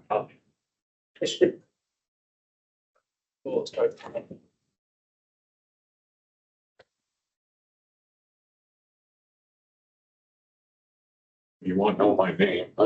Yes. I have to give my real name. Jim DeChambeau, Mason Valley, Nevada. I'd like to compliment the board and the department on all the work they do. And I would say the director and I forget her name now. Juliana are underpaid for all the work they do. Yeah. And, you know, I enjoy coming to these meetings to find out what's going on. And I hope I don't get online. It's very interesting to find out all the work that goes on within this department. All I have to say, just good job, good work. Thank you, Joe. And you done it. Do we have other public comment? Thanks. Anybody online? I can't be careful. Leanna Carey here. I'm so sorry. I can't find where I'm supposed to push the button to put my hand up. I so apologize. Could I have a moment or would you like me to wait? No, you can go ahead. We're hearing you. Oh, thank you. This morning, the PLC newsletter came in and I know that JJ and a bunch of you get it. And I was pretty surprised to see the emphasis that was put in the newsletter that federal lands will be looked at to be able to utilize for growth and around the necessary areas where we're lacking housing. My question is, where are we going to get the water? Where are we going to get the water to build a bunch of HUD federal housing? That's all I have to say. I hope somebody has a good answer. I was just recently put on a new committee through Nevada Water Resources Association called Ag/Irrigation Water. And I hope we can send you the notices of our meetings so y'all can get on, because you're the people that know what should happen to this irrigation water, and it should be saved for farmers and ranchers. Thank you, guys. Thank you so much to listen to me and my passionate plea to watch over our agriculture industry. Thank you. Thank you, Leanna. Final roll call. We're all still here, I guess. Okay, if there's nothing else, this meeting is adjourned. Thank you.